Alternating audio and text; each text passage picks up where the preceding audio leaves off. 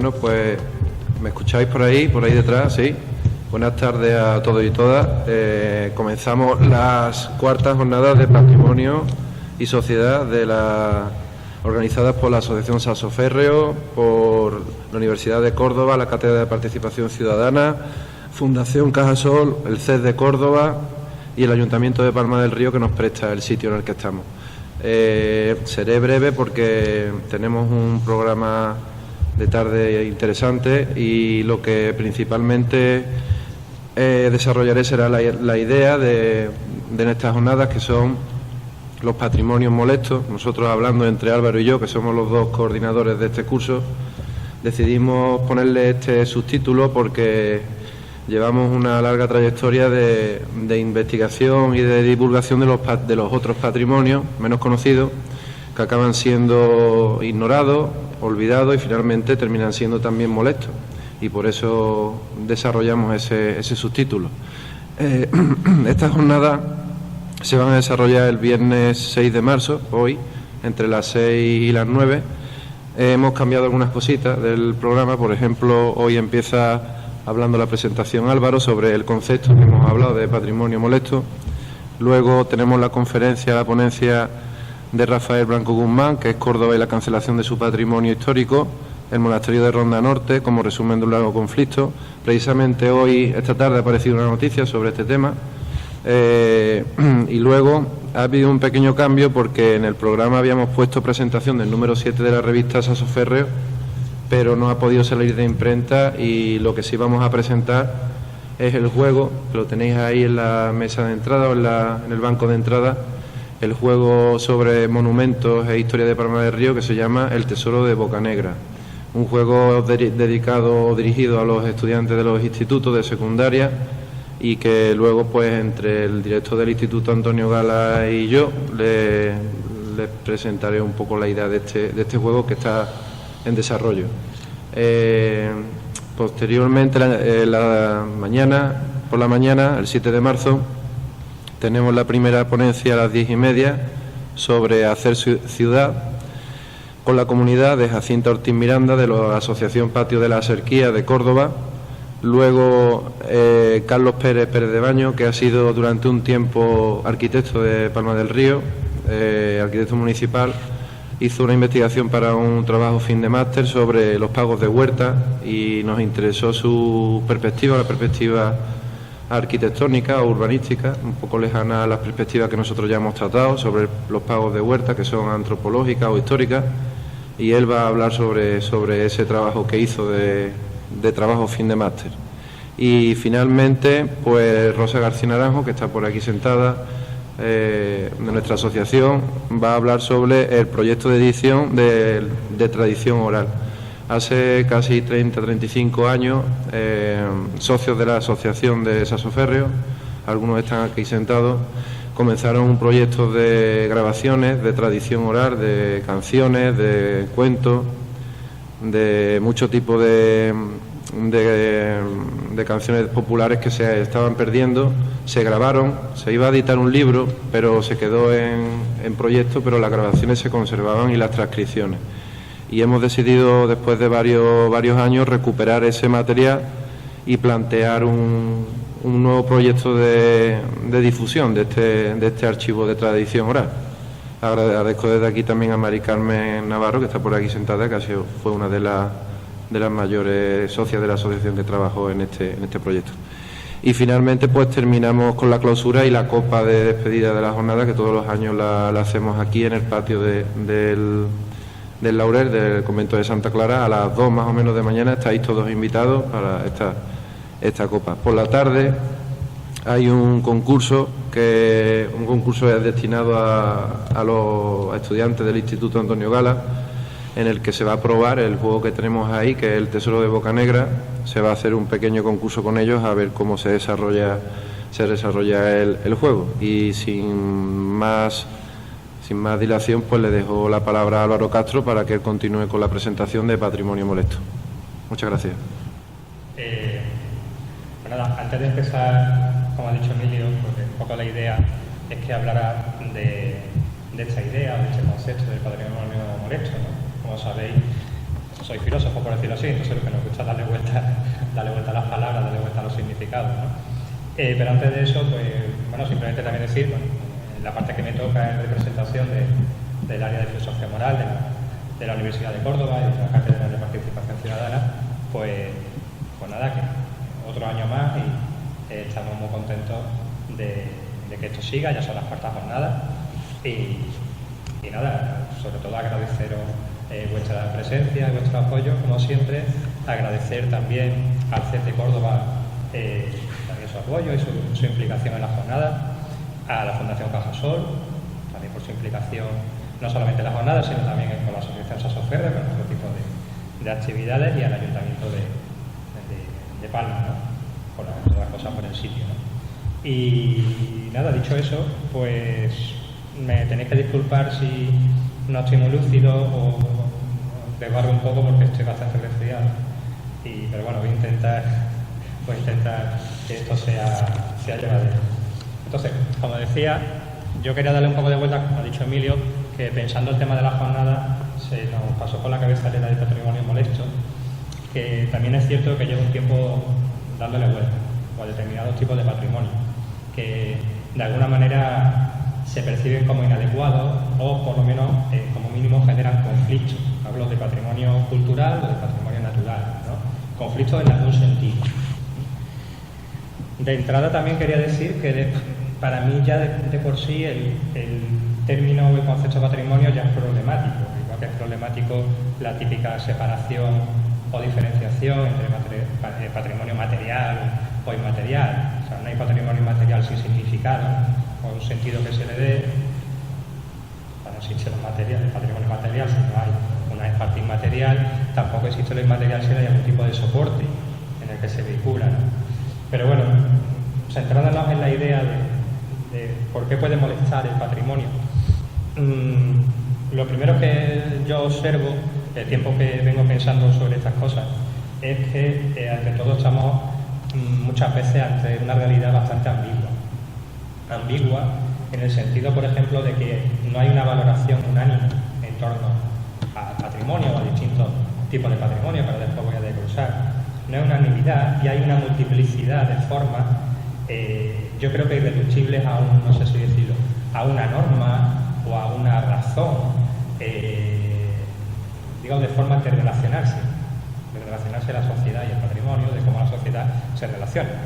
Una forma de relación puede ser la destrucción, otra forma de relación puede ser el sabotaje, otra puede ser su conservación y su puesta en valor, por ejemplo, ¿no? Dicho eso, claro, patrimonio molesto. La primera pregunta sería, bueno, ¿molesto para quién? ¿Molesto para quién? ¿O para quiénes? Bueno, pues aquí podemos encontrar diferentes ejemplos. Puede ser molesto para la ciudadanía o para determinados sectores de la ciudadanía. Puede ser molesto para poderes públicos en un momento determinado, o por lo menos conflictivo. Y puede ser molesto también ante determinados intereses económicos, por ejemplo, ¿no? Bueno, ¿y por qué puede ser molesto? ¿O por qué puede molestar? Aquí también podríamos decir muchas cosas, ¿no? Pero por intentar esbozar un esquema, pues claro, el patrimonio puede molestar, entre otras cosas, porque, por ejemplo, su estudio puede contradecir determinados relatos muy asentados sobre el pasado. Por ejemplo, mañana Rosa nos va a hablar de la tradición oral, nos habla de grabaciones a mujeres en Palma hace 20 años, no, 20 años aproximadamente. Muchas veces la propia tradición oral escuchas cosas que te desmienten lo que siempre te han contado, que incluso vienen a corregir o por lo menos matizar incluso lo que pueden contarnos, nos han contado los historiadores, por lo menos los historiadores más oficiales, ¿no? Eso por una parte, pero bueno, el patrimonio, que es a mí lo que más me interesa, también puede molestar por su contenido. Por ejemplo, porque tenga algún tipo de contenido ideológico o porque se esté usando en un sentido político, por ejemplo, ¿no?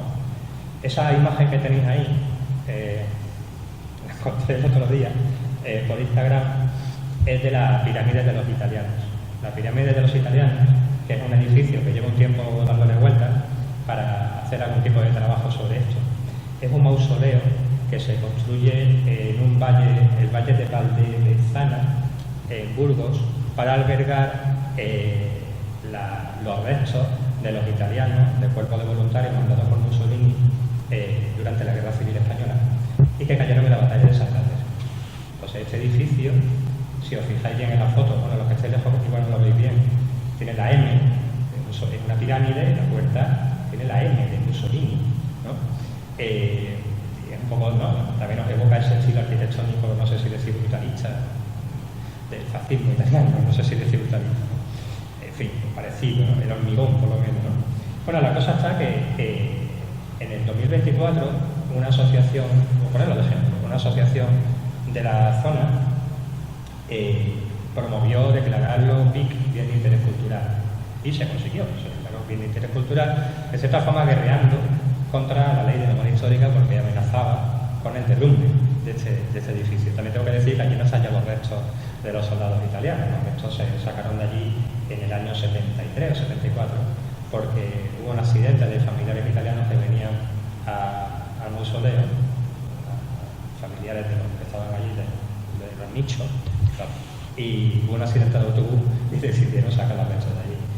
Donde hay un mausoleo, si os interesa estas cosas, solo saben. Es una tradición italiana de la Primera Guerra Mundial, esto de los sacrari militari, que eran mausoleos o monumentos en homenaje a las víctimas de los caídos por Italia. El más grande está en Zaragoza, está en una iglesia en Zaragoza. Bueno, la cosa está que después de todo un conflicto en el que incluso intervino Meloni, Fratelli d'Italia, el partido de Meloni, se declara BIC, pero ¿por qué pongo esta imagen? Bueno, este patrimonio nos puede resultar molesto a algunos, digamos, por su contenido ideológico, no sé hasta qué punto sigue teniendo ese contenido, esa función ideológica. Sí es verdad que aquella asociación parecía que por lo menos en cierto uso político sí quería hacer, por lo menos en el marco de la batalla cultural en el que ahora anda la política, pero más allá de esa guerra, ¿no?, entre una asociación, entre un gobierno que considera que este tipo de monumentos no pueden persistir, tenemos a una ciudadanía que hace uso muy múltiple, muy variado, incluso lúdico, de un edificio, ¿no? Por lo que estoy diciendo, lo que he dicho al principio, esa ambigüedad con la que se percibe lo patrimonial o lo monumental. Aquí tenemos gente que se dedica a escalar, ¿no?, la pirámide, ¿no? Como, no sé si llamarlo una resignificación, ¿no?, bastante espontánea de lo que puede realmente significar para otros, ¿no?, esa pirámide. Simplemente lo pongo de ejemplo.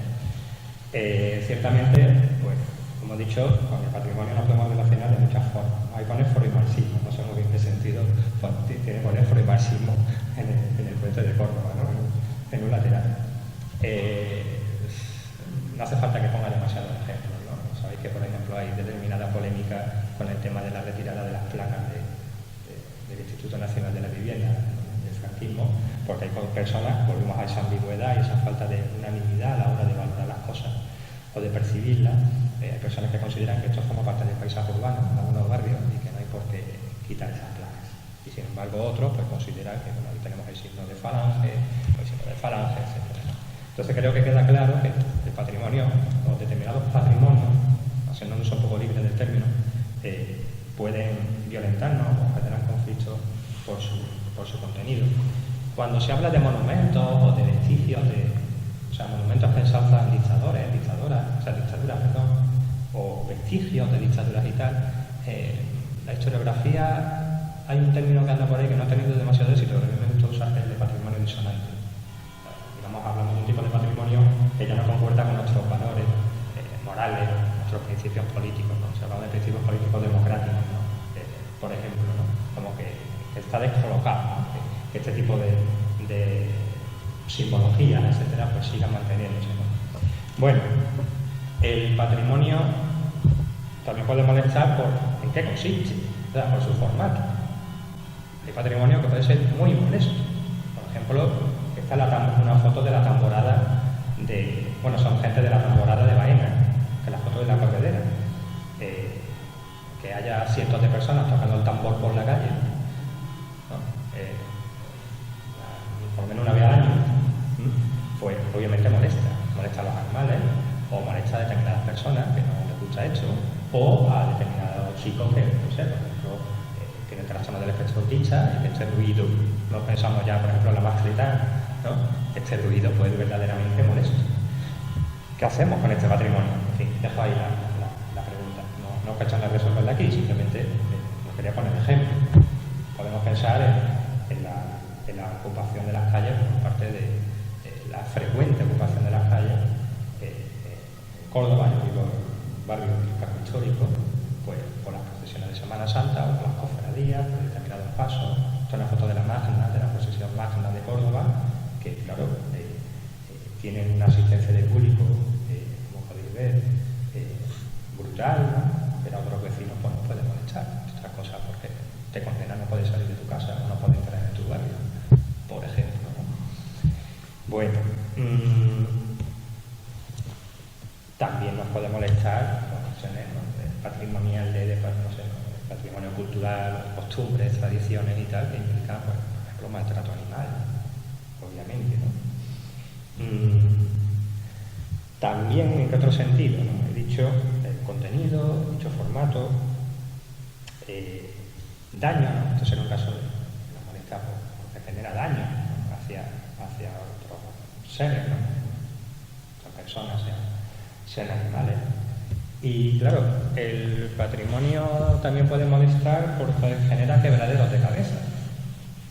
Genera muchas veces quebraderos de cabeza para responsables políticos, que entre otras cosas, pues eso, tienen la responsabilidad de que haya una tutela responsable, ¿no? Del patrimonio de nuestras ciudades, ¿no? Quebradero de cabeza para las empresas que se dedican, o se deben de dedicar también, no solamente a las empresas, a quien licita o a quien contrata, ¿no? a determinadas empresas para que velen por esa restauración o esa conservación. Todos sabéis del ejemplo que estoy dando, ¿no?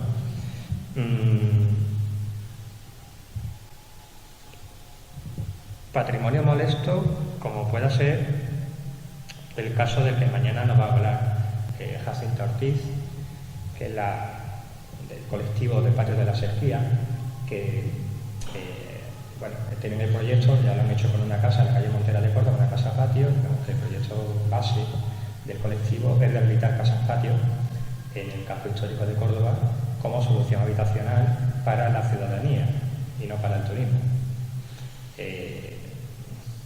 recuperando por formas de vida de las que se daban en estas casas patio. Yo no voy a hablar de esto, mañana nos habla Jacinta, pero que claro, ante determinados intereses económicos, ¿no? y de explotación de nuestros cascos históricos, pues está claro que también puede ser un patrimonio que molesta, ¿no?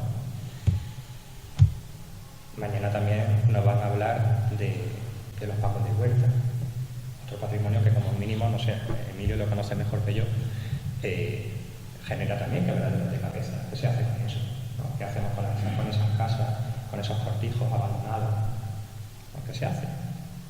Porque también hay otro problema, quizá todo el patrimonio no se puede conservar. ¿Y qué criterios establecemos para lo que merece la pena conservar y lo que no?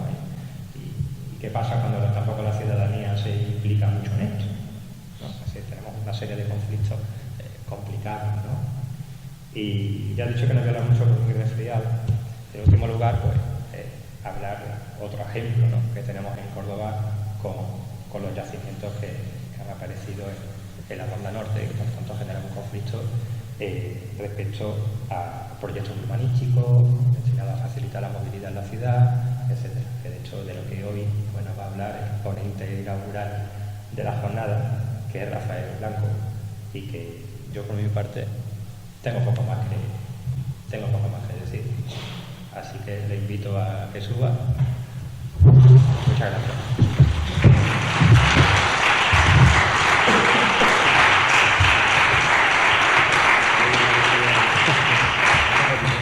Bueno, como decía, tenemos entre nosotros a Rafael Blanco Guzmán. Él es profesor en la Facultad de Filosofía de la Universidad de Córdoba. Aquí siempre os confundo, pero bueno, tu área es Historia del Arte. Sí, Historia del Arte, siempre estoy contento. Soy arqueólogo y Historia del Arte, pero... Claro, sí, por eso siempre os estoy como que si arqueología, que si Historia del Arte. Y, bueno, me no, me parecía una voz bastante autorizada precisamente para que nos hable de esto que he indicado, ¿no? Del conflicto de la Ronda Norte. Las líneas de investigación, o sea, Rafael es especialista en urbanismo y arquitectura de la época del Al-Ándalus, en Córdoba, esa es su principal línea de investigación, pero también ha trabajado mucho cuestiones de patrimonio y sociedad, más allá del aula. Es decir, Rafael es una persona bastante activa, digamos, en proyectos de muchos tipos, ¿no? Si no están más allá del aula, están en las fronteras del aula, como por ejemplo nuestro grupo PACUS, de Patrimonio Cultural y Sostenibilidad, donde él ha dirigido, han sido dos proyectos de innovación docente, que por ejemplo, si recordáis el año pasado, la exposición que hicimos de las paneles relacionando elementos patrimoniales de la provincia de Córdoba y la provincia, por ejemplo, de Palma eran las huertas, con objetivos de desarrollo sostenible, fue Rafa el director, digamos, el coordinador de ese proyecto y también de los vídeos, porque otra cosa a la que él se ha dedicado o se dedica, también con sus alumnos del grado de Cine y Cultura, es a la cuestión documental, a la cuestión audiovisual del patrimonio histórico artístico. Entonces, bueno, yo sé que él ha hecho un seguimiento importante por lo que le toca, ¿no?, de esta cuestión de qué pasa con esos yacimientos de la Ronda Norte, y por eso le pedí que si quería venir a la jornada, y amablemente, yo se lo agradezco, pues accedió. Y sin más, pues le paso la palabra. Muchas gracias, Álvaro, muchas gracias por la invitación, a hacer también, sobre todo a la asociación Sasso Ferreo, que creo que era una asociación patrimonial dedicada exclusivamente al patrimonio cultural. Yo creo que es importantísimo, y en Córdoba yo no encuentro algo parecido. No sé si...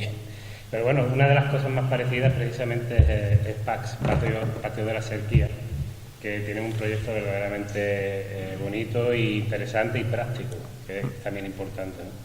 Y creo que es una maravilla, si no conocen ustedes el tema, mañana poder verlo, porque Jacinta Gaya Redael, y también con la que he hecho alguna conferencia a la par sobre este tema, me parece interesantísimo, y todo lo que habéis puesto en el programa también. O sea, yo seguro que mañana podré aprender mucho de los colegas que vienen también después.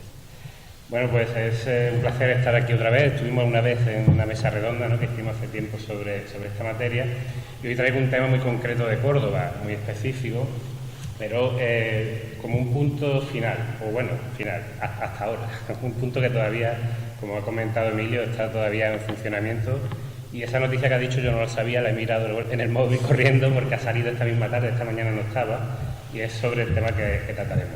Pero sí me gustaría, sobre todo con este término, el patrimonio molesto, que me parece bastante interesante, tratar un recorrido de algunos hitos. Hay muchos. El puente que has puesto, Romano, también tuvo mucha polémica. En Córdoba todo tiene polémica. Patrimonio y cualquier otra cosa, polémica. Pero yo voy a traer un tipo de patrimonio muy parecido al que tiene la Ronda Norte, sobre todo, ¿no? Córdoba, como saben, es una ciudad patrimonial muy importante. Hablan de 4 patrimonios de la humanidad, realmente son 3, porque uno es la mezquita de Córdoba extendida, porque después se extiende a la zona del casco histórico próxima. Otras son los patios y otra Medina Zara, como saben, ¿no? Entonces realmente son 3. No es la mezquita y casco histórico, sino que el casco histórico está dentro de la mezquita catedral. Y realmente tiene mucho más que eso, pero es una ciudad muy importante desde un punto de vista patrimonial. Y obviamente tanto patrimonio genera mucho conflicto. Es molesto desde muchos puntos de vista, a veces para la sociedad y otras veces, casi siempre, para los políticos. Y es una cuestión que voy a enfocar a lo largo de hoy. Da igual el signo, ¿eh? Aquí vamos a ver todos los políticos posicionándose en contra del patrimonio. Es una cuestión interesante, y eso llega hasta nuestros días, que es un recorrido que quiero hacer sin darle a ustedes algo muy tedioso, sino viendo una imagen muy por encima. Les pongo esta porque podemos remontarnos mucho allá, ¿no? Pero estamos en una época, en los años 70, en los que empieza el desarrollismo, empiezan las ciudades a transformarse, los cascos históricos, y Córdoba, como una ciudad patrimonial tremenda, con un casco histórico de más de 200 hectáreas, pues empieza a tener un problema serio, ¿no?, que es cómo convivir con las nuevas edificaciones en un casco histórico lleno de palacios, de casas señoriales, de barrios históricos, etcétera, ¿no? Pues en este contexto, ya en el año 73, el famoso Carlos Castillo del Pino, que conocerán la revista Triunfo, que también mítica para esta época, trae a colación un tema sobre el patrimonio de Córdoba, pero de forma muy concreta de esos cascos históricos. Y dice de una forma muy específica que prácticamente la ciudad se está centrando a la mezquita y a la judería, lo que hay ahí donde van los turistas, ¿no? Y que el resto de la ciudad, con patrimonios tremendos, con grandes palacios del siglo XVI, XVII, con espacios verdaderamente potentes, se están dejando de lado, ¿no? Y se están destruyendo, y se están eliminando directamente para crear casas nuevas. Muchas veces con la falsedad, aquí pone algún caso, de dejar la portada, ¿no? La portada, porque también tenía una protección especial, pero dejan la portada y el resto lo tiran y crean una casa totalmente nueva, ¿no? Y él ya, de hecho, utiliza este título, ¿no? Diciendo básicamente el desastre, lo que se está perdiendo y lo que prácticamente sin darse cuenta se está aniquilando todo ese patrimonio de una forma muy rápida, porque ya existían, de hecho, una tecnología que permitía de forma muy rápida destruir y construir, ¿no? Históricamente esto no pasó no tanto porque tuviera un interés especial en conservar las cosas, sino que muchas veces era por pragmatismo puro. Es decir, tirar un palacio entero y construir otra cosa es una locura. Para eso lo reutilizo, lo reformo, lo readapto y ya está, ¿no? Y es lo que ha pasado históricamente. Pero en el siglo XX, sobre todo a partir de los años 60, hay unos medios tremendos para destruir todo lo que se quiere más. Y entonces se destruye, se crea de nuevo, y ya digo, como en la Casa del Indiano, por ejemplo, dejar la portada y poco más, ¿no? Es un poco... Y este autor ya decía que de hecho, dice el título "Apresúrese a ver Córdoba", ¿no? Y dice, termina el texto diciendo que Córdoba era nada más que que ha de apresurarse para ver Córdoba, porque de algo de lo que fuera puede no quedar huella alguna cuando venga, o por el contrario puede hallarlo todavía, pero bajo la forma de esperpento. Es decir, ya quedarán 4 cachitos por aquí, uno por allá, y dentro de mamotretos que no tienen sentido, ¿no? Y eso lo está diciendo ya a finales de los años 70. Imagínense lo que ha pasado hasta nuestros días, a principios, perdón, de los años 70. En los 80 también pasó dentro de ese casco histórico. Este es el casco histórico de unas 200 hectáreas de Córdoba, este es el plano de los franceses del 19. En esta zona, esta es la zona norte de la antigua ciudad romana, una zona que ha sido ocupada toda la historia, prácticamente sin solución de continuidad hasta nuestros días, desde época republicana romana. O sea, imagínense el patrimonio que puede haber debajo de ese subsuelo, ¿no?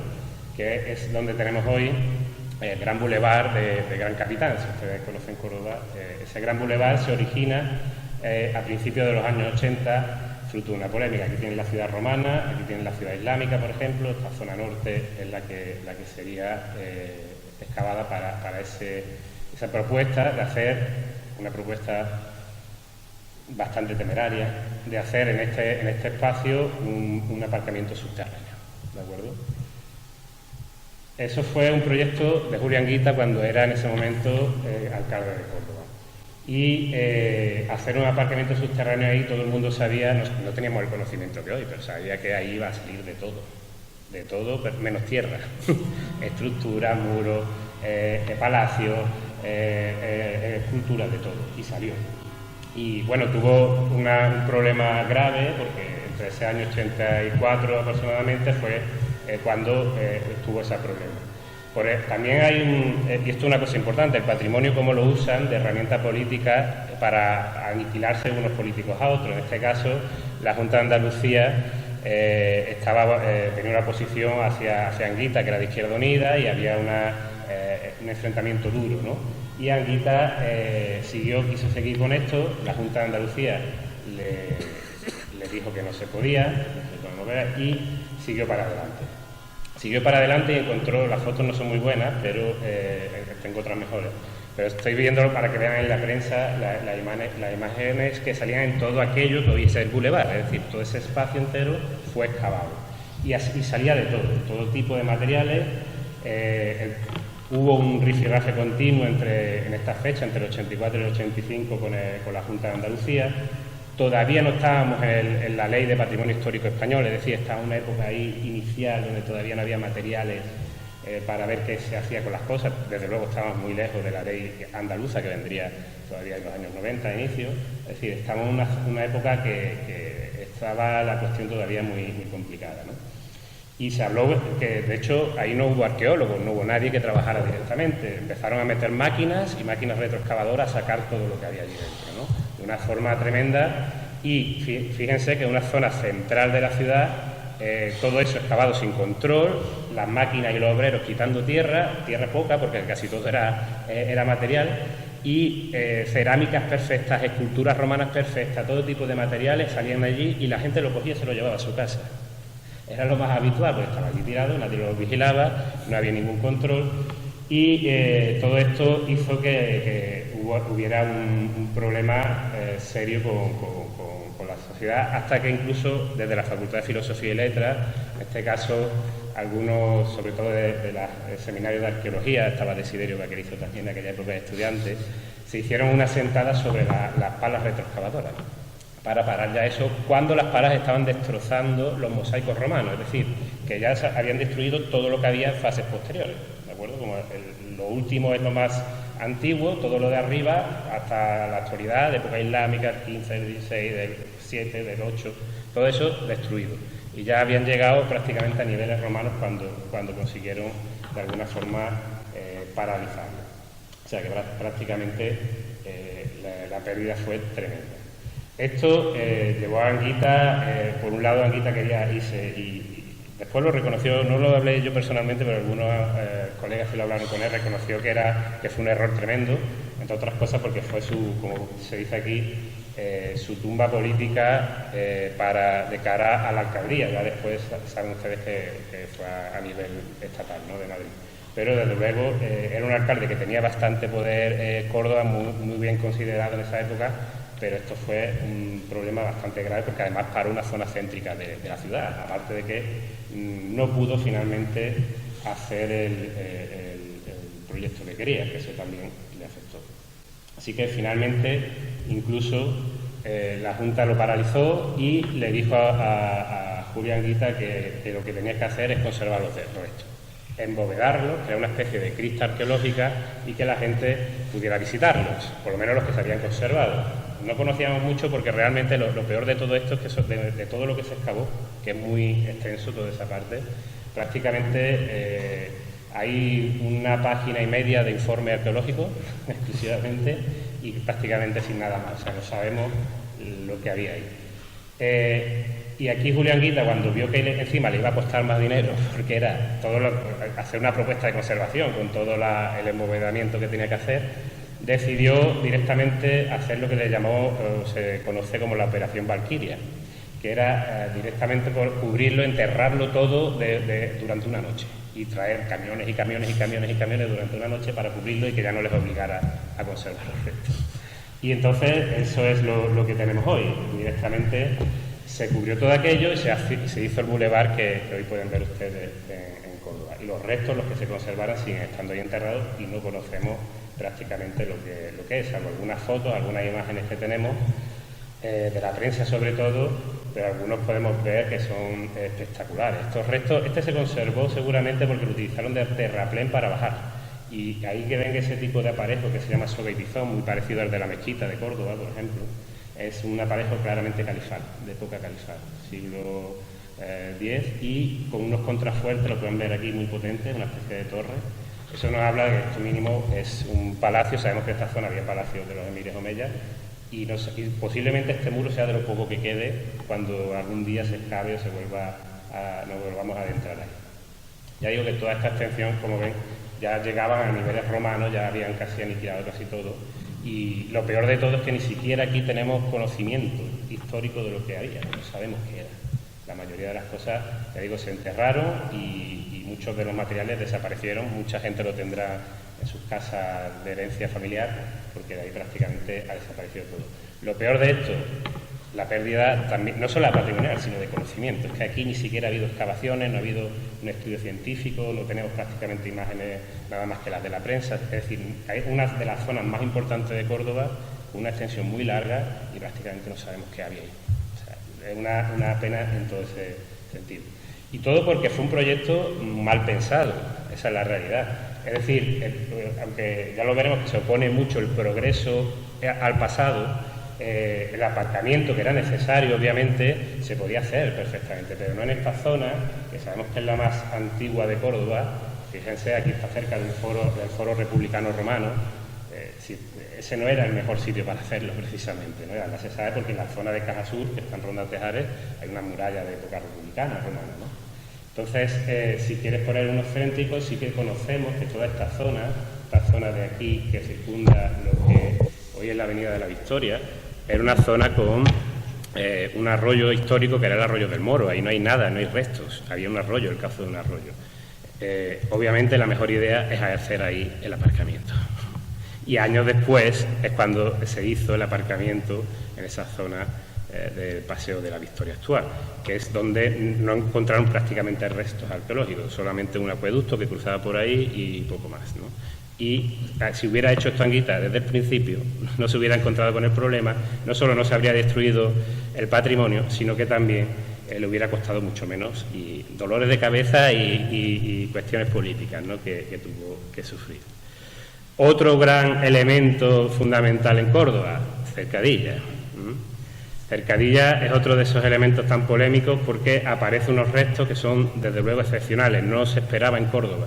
Se creía que podía haber un circo romano, un segundo circo, otro elemento, pero no esto que estaba aquí, que es un palacio tardorromano de dimensiones espectaculares.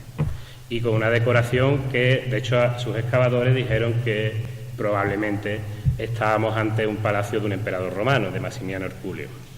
Hay muchas dudas también en la investigación de la interpretación, pero desde luego son muchas cosas. Hay desde una villa romana, este palacio tardorromano, y después también hay un monasterio de época tardoantigua que llega hasta época mozárabe, con una iglesia que se conserva completa, donde se entraban obispos, es decir, un sitio verdaderamente importante. ¿Qué ocurre? Que estas excavaciones no se hicieron porque sí, se hicieron porque en el año 92 tenía que crearse el AVE.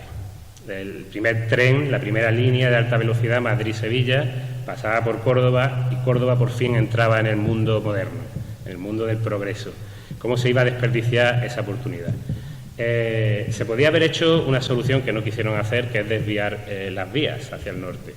Pero después de varias discusiones, ya aquí fue mucho más activa la posición de la sociedad y sobre todo de la universidad, se quiso parar la destrucción de los restos. Prácticamente lo que hoy hay es que 2/3 de esos restos se han destruido para la estación.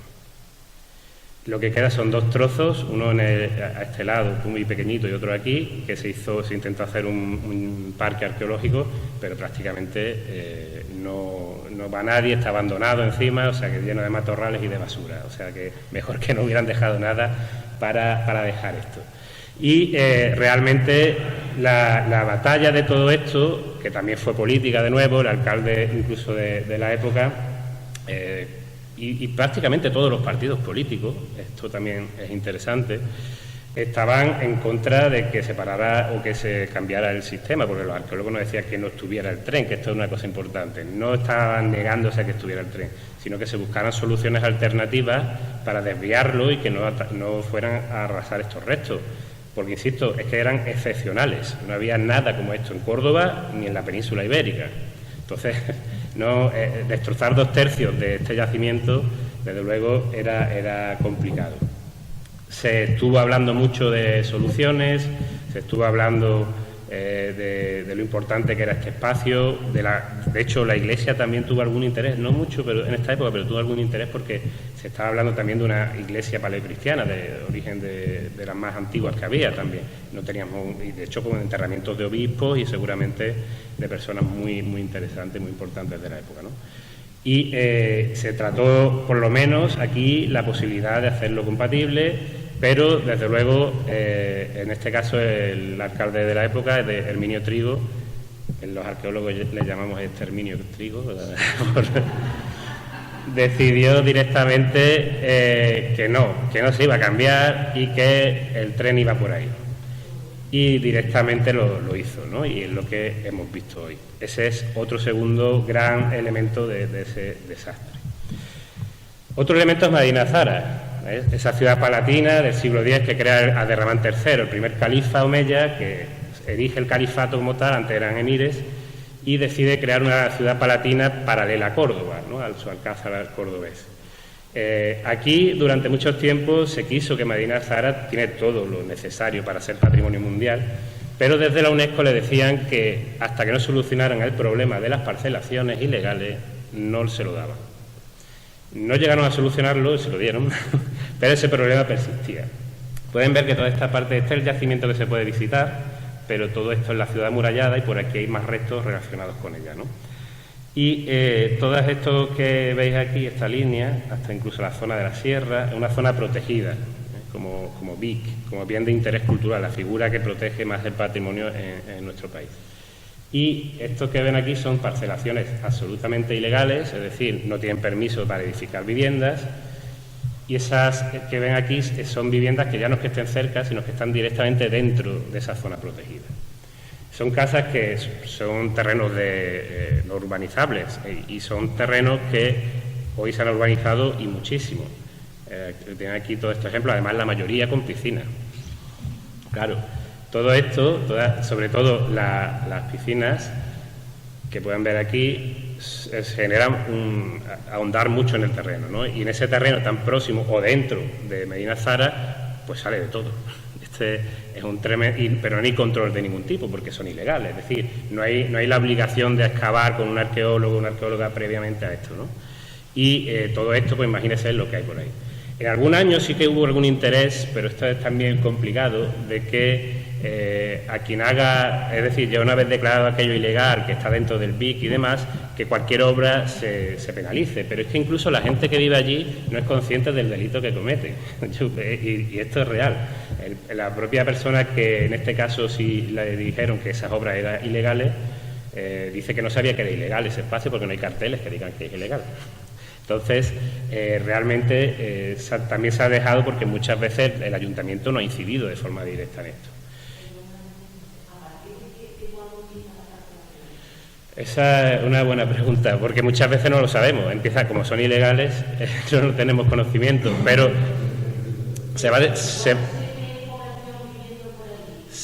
eso casi siempre ha habido poblaciones con parcelaciones ilegales, pero en muchos casos, esto cuando viene sobre todo es cuando empieza el boom inmobiliario, sobre todo finales de los 90, principios del siglo XXI. ¿Qué sucede? Que mucha de esta gente tenían pisos en Córdoba. Esos pisos en Córdoba los venden cuando empiezan a subir, pues 3-4 veces por el precio que tuvieron. Dicen, me voy a una parcela, que a lo mejor tenía una parcela de campo con una piscinita o una alberquita por arriba, ¿no? Pero no tenía nada más. Vendo la casa por 3 o 4 veces, me hago con eso un palacio al lado de Medina Zahara y encima me sobra dinero para vivir muy bien. Y mucha gente, yo no digo que todo el mundo hiciera eso, pero mucha gente lo hizo. Y esa época fomentó que esto pasara, porque ese suelo de Córdoba empezó a subir muchísimo y interesaba hacer esto. Entonces, ¿qué ocurre? Que después mucha de esta gente, su única casa es esta, no es una segunda vivienda. Y tienen un problema cuando si lo echas, ¿qué ocurre? Van a la calle. No solo pasa en Córdoba, ha pasado en muchos sitios, ha pasado en muchísimos sitios, lamentablemente. Y en Córdoba, además, ahora vemos muchas veces las noticias cuando el río crece y se desarrolla e inunda. Esos espacios inundables son zonas que no estaban permitidas, lógicamente, que se edificaran, y son de este tipo de parcelaciones también que se hicieron. Bueno, tampoco. Pero bueno, realmente aquí pasa esto. Aquí pongo un cómic de donde aparece este tipo de cuestiones, ¿no? Del expolio. ¿Expolio dónde, señora gente? ¿Dónde? La gente es consciente. Yo he encontrado mucha gente que dice, mi marido es un aficionado a la arqueología, porque va por ahí cogiendo monedas con tal. Claro, eso es ilegal, puede ir haciéndolo, ¿no? Y los piperos que le llamamos, ¿no? Esto que va con un detector de metales, buscando. Claro, si no han puesto carteles. Pero el desconocimiento de la ley no exime de cumplirla, ese es el tema, ¿no?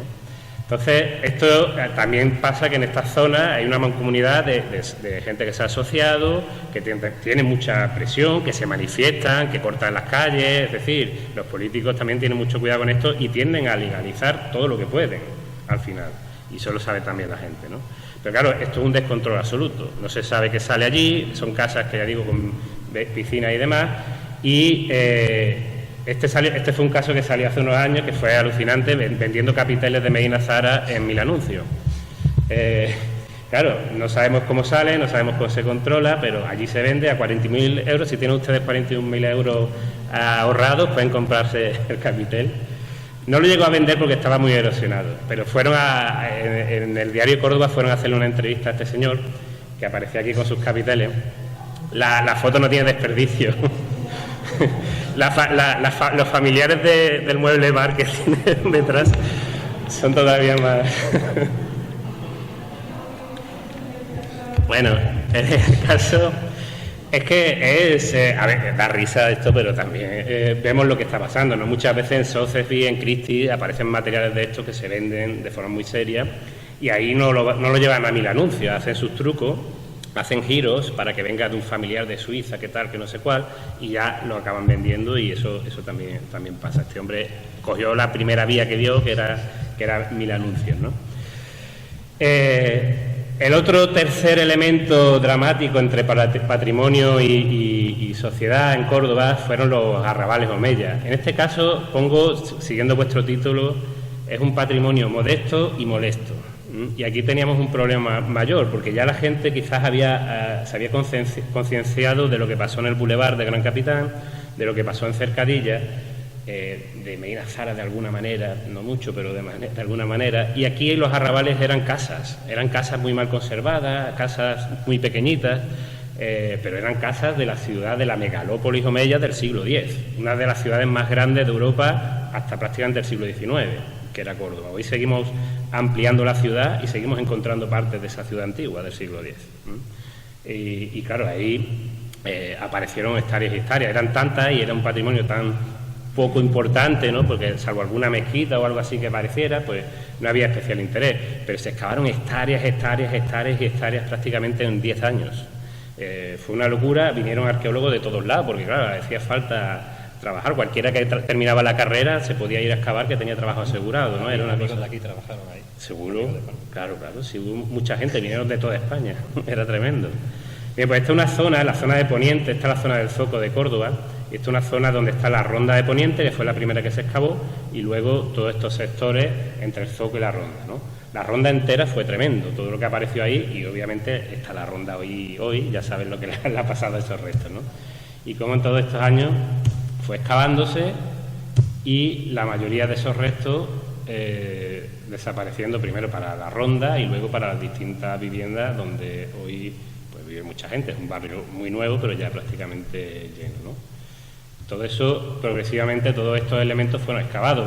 De hecho, yo tengo un problema cuando viene gente de fuera, de España, quieren ver estos restos y dicen que son impresionantes. Es verdad que no son modestos, ya digo, pero salvo alguna Almunia que se conservó. Hay un túnel, si van por la Ronda, que se llama el túnel de la Almunia. Esa es la única que se conservó en toda la Ronda.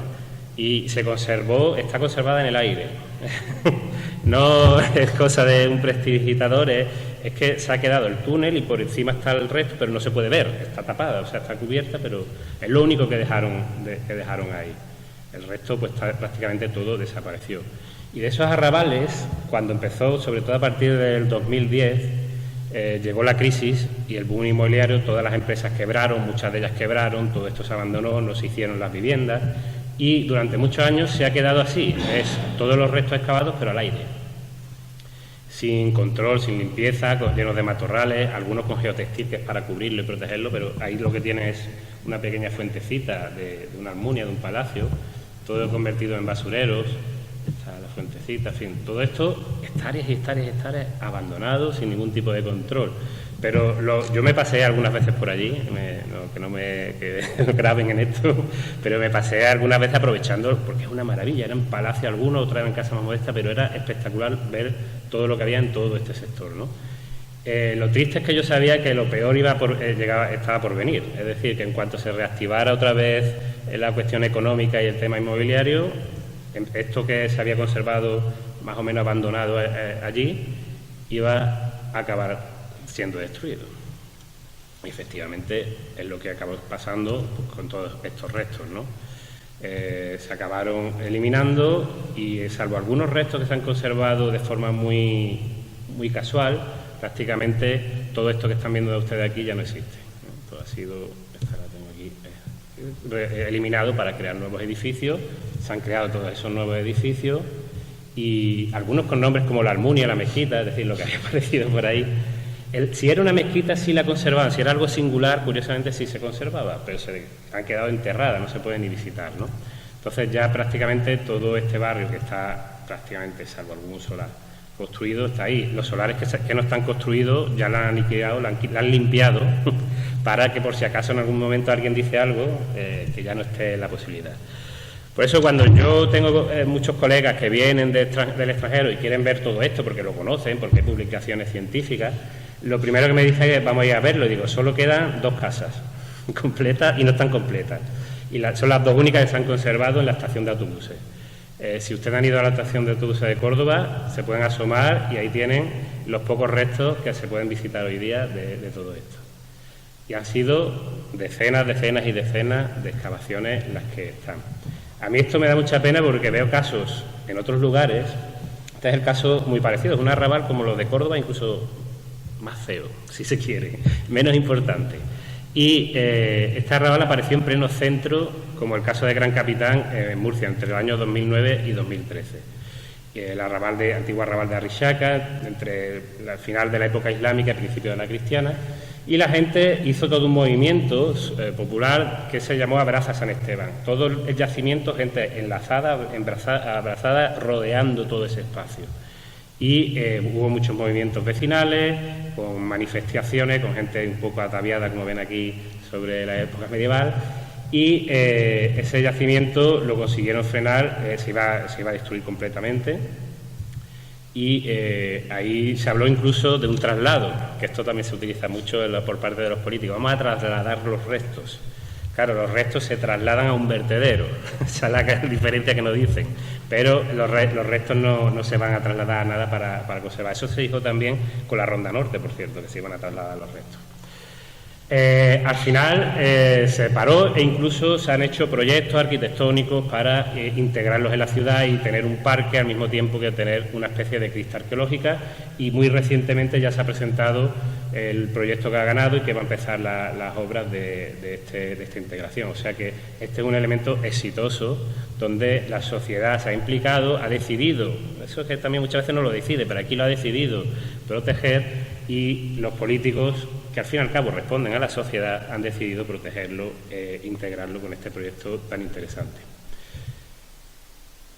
Creo que ahí se me ha ido un poco el tema porque está un poco más para arriba, pero bueno, básicamente hablo del monasterio tardoantiguo y mozárabe de la Ronda Norte de Córdoba. Ya llegamos a ese punto. La cuestión es, ¿hemos aprendido del pasado? Llevamos desde los años 70, he puesto el primer ejemplo, pero hemos aprendido del pasado. Esto es lo que apareció en esa Ronda Norte. Aparentemente puede parecer que no es algo demasiado espectacular, muy monumental. No voy a entrar demasiado en el tema porque les remito que si quieren más información tenemos un vídeo que está en YouTube, que son los arqueólogos que excavaron esto y han estudiado esto, junto con Fran Moreno de la Universidad Complutense, que es un especialista de monasterios, tardoantiguo y mozárabe. Y se explica con pelos y señales todo lo que apareció aquí, que eso es muy importante también. Pero bueno, básicamente este monasterio es importante porque no tenemos ni un solo monasterio mozárabe en Córdoba, pero prácticamente en la península ibérica, en el sur de la península ibérica prácticamente casi ninguno, salvo uno que muy contado que tenemos, pero este además lo tenemos en planta y perfectamente conservado. En planta es una maravilla. El problema es que está hecho con materiales relativamente pobres. Esto es un monasterio que se hace en época del Emirato Andalusí, del Emirato Omeya, es decir, es Córdoba una ciudad propiamente islámica, pero viven los cristianos, como dismíes, como gentes del libro, comparten también. Y precisamente cuando se crea la mezquita de Córdoba, con Abderramán I, en el siglo VIII, lo que se hace es que Abderramán I utiliza el antiguo complejo episcopal cristiano. Se los compra y a cambio le da el derecho de construir fuera de las murallas o reconstruir sus antiguas iglesias y monasterios, que este es el caso, la mayoría son monasterios. Y este es un monasterio que estaría próximo ya hacia la sierra. Y esto apareció en una zona que sabíamos que seguramente iba a aparecer cosas. El proyecto de la Ronda Norte, ya digo, se planteó en esa época del boom inmobiliario, donde había mucho dinero, donde era una locura, íbamos a hacer, sobre todo el proyecto inicial era todo túneles, para no molestar a la gente, ¿no? Y eso hubiera venido muy bien, porque los túneles iniciales lo que hubieran hecho es, de alguna manera, preservar los restos arqueológicos. Los túneles irían por debajo del sustrato arqueológico, por lo tanto, no le afectaría. Pero hubo la crisis, se paralizó el proyecto y ya se retomó, sobre todo a partir del año 19. Pero se retomó, y esto no lo dicen claro, haciendo algunas modificaciones y, sobre todo, haciendo un proyecto low cost. No estábamos en el principio del siglo XXI, donde los proyectos mastodónticos se hacían. Entonces, eso ya de pasar túneles por todos lados, eso es muy caro. Y a lo mejor para Málaga y para Sevilla, para hacer los metros puede invertirse, pero para Córdoba se ha decidido que no. Entonces, ese es básicamente el problema. Esto ha sido, el tema del soterramiento íntegro era una idea que era fundamental, sobre todo porque meter ahí una autovía, porque es una autovía tal cual, rompe todo lo que es el norte de Córdoba, toda la zona del Brillante, el Tablero, es decir, del resto de la ciudad lo desconecta. Entonces, incluso los vecinos ya desde del año 2010 estaban interesados en que eso fuera de otra forma. No afectaría a los vecinos, que esto es una cosa importante. De hecho, estaría bien que estuviera también aquí nuestro compañero Rafa Cejudo, que vive por aquella zona y está muy interesado en este tema y seguro que tiene otra visión a la que yo aporto, ¿no? Pero realmente es que los vecinos están preocupados por esa autovía, porque tienen casas allí, casas que no son, algunas de ellas muy baratas y que han invertido, y claro, si les pone justo al lado una autovía con un tráfico brutal, pues puedan imaginarse ustedes lo que es eso, ¿no?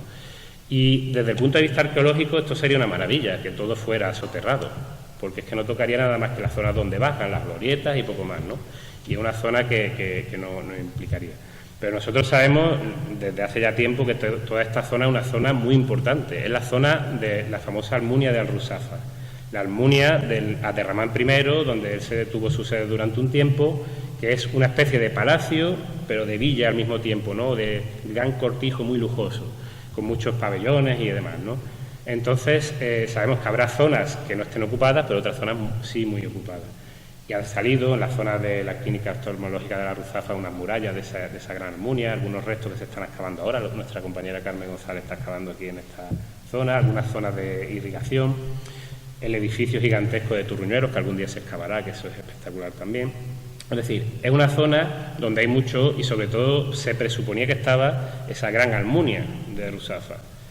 El problema es que esto sí que ha sido un descubrimiento. Sí que tuvimos una tesis, Jesús Atenciano y yo, sobre esto, por la fuente y por restos que había, de que Córdoba estaba rodeada en época tardoantigua, antes de los musulmanes, de una red de monasterios que poblaban Córdoba, ¿no? Hay muchos restos que han aparecido junto a esa muralla romana y este que aparece ahí sería el monasterio de la Ronda Norte, pero sería uno más de los muchos que rodeaban toda la ciudad, ¿no? Entonces ya también propusimos esa idea y efectivamente solamente nos faltaba una clave. Ruzafa era la única que no conectábamos con esos restos.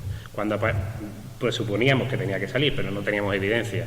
Cuando salieron estas evidencias, que ahora veremos, pues ya la cosa cambió. Además, no solo es un monasterio mozárabe, que eso es interesantísimo, que lo tienen aquí. Tienen la basílica con 3 naves, el nártex y una plaza que empieza aquí, todo lo que se ha excavado por ahora. Aquí un patio, un pequeño claustro y aquí otro pequeño claustro que tendría su acceso a la basílica. Estos dos claustros con 2 accesos distintos es lo que hace que el profesor Ángel Ventura lo interprete como un monasterio dúplice, es decir, de monjas y de monjes. Uno en un lado y otro en otro, pero comparten la misma iglesia. Después tienen sus separaciones. Entre los materiales que aparecen han aparecido muchos materiales reutilizados de época tardoantigua visigoda, es decir, materiales que nos hablan no solo de que este monasterio del siglo VIII, del principio del IX, estuviera ahí, no llega a época califal, lo cual tiene sentido porque en el siglo IX en Córdoba está el movimiento de los mártires cristianos, los mártires que empiezan incluso a insultar al califa delante de él y tal, para ser martirizados muchos de ellos y seguramente, muy probablemente, tras este momento es cuando, tras este conflicto con Abderramán II y Muhammad, es cuando empiezan a exiliarse hacia la sierra, ¿no? Y abandonar estos espacios. Y entre los materiales están estos materiales tardoantiguos, de época visigoda, clarísimos. No tenemos ningún monasterio claro en todo el sur de España de esta época, que esto es lo más interesante. Y sabemos que todos los materiales, buena parte de esos materiales son de esa época. Lo más interesante es que si esto se excava y se profundiza, casi seguro debajo está el monasterio tardoantiguo, que es todavía más importante que este. Pero ya veremos porque esto se tiene que hacer. Y sobre todo apareció esta lápida que ha sido muy bien interpretada por el profesor Ángel Ventura, que se ha conectado con un epitafio que conocíamos solo con los textos que se habían conservado, los libros, y que él ha conectado directamente con Santa Florentina, que es la hermana de San Isidoro y de San Leandro, es decir, los padres casi del monasticismo ibero, de la península ibérica. Y Santa Florentina es aquella monja que San Isidoro le lega en la primera orden femenina de todo el occidente europeo, ¿no? O sea, imagínense la importancia. Pues según esta lápida, según todos estos materiales, el profesor Ventura habla de que posiblemente estemos entre el monasterio donde estaba Santa Florentina. Sus hermanos estaban en Sevilla y ella se fue enterrada después. Sabemos que ella murió antes y fue enterrada, pero cuando posteriormente se transportó su cuerpo a Sevilla, o sea que aquí ya no estaría, pero probablemente este monasterio, que no sabemos nunca cuál era de forma concreta, posiblemente lo tenemos en Córdoba, y es este. O sea que no estamos ante cualquier monasterio. Después posiblemente muchos de esos monasterios que sabemos, cuando esto se abandona, siglo IX, muchos de ellos van hacia la sierra, y de hecho tenemos muchos testimonios de fuentes y demás que aparecen por ahí, con ese contexto de los mártires voluntarios, pero desde luego lo que ese espacio significa, que no voy a adentrarme mucho, porque ya digo, tenemos creo que en YouTube ese vídeo son 2 horas y pico, o sea que tienen ustedes para entretenerse, porque se explica qué son los monasterios, primero tardoantiguos y mozárabes, y después se habla con pelo y señales de todo lo que salió allí. Tanto Manolo Cobo como Ángel Ventura son los que explican ese yacimiento, y después tenemos una fase de debate muy interesante donde nos metemos también en cuestiones de ahora, ¿no? Bien, pues aquí tenemos un resumen de lo que hemos visto antes, de esa ronda norte, del sitio donde iría. Mucha gente lo pide, dice que es muy necesario, otros dicen que no, pero sería conectar toda esta ronda directamente, que ya hoy está muy organizada tanto al norte como al sur, donde pasarían 50.000 coches diarios. O sea, eso nuestro compañero Rafa Cejudo tiene que estar tenso con este tema. Y además a una alta velocidad, porque eso pasan por debajo, no tienen que ir por la glorieta y demás, ¿no? Hay quienes, el proyecto ya se reactivó en el 19, como digo, y en el 21 se inauguró un fragmento que estaba un poco más alejado. Y hay gente, los ecologistas obviamente están en contra, absolutamente nada más que por el hecho del sistema, pero ya digo que una se inauguró y el alcalde actual, Rafael Bellido, la ha considerado esto casi como un estandarte, ¿no? Una bandera. Esto se ha tirado y parado tantos años que yo lo voy a reactivar y lo voy a conseguir yo, ¿no? Y se ha convertido en un proyecto verdaderamente personal. Con este proyecto, esta es la forma como se supone que quedaría.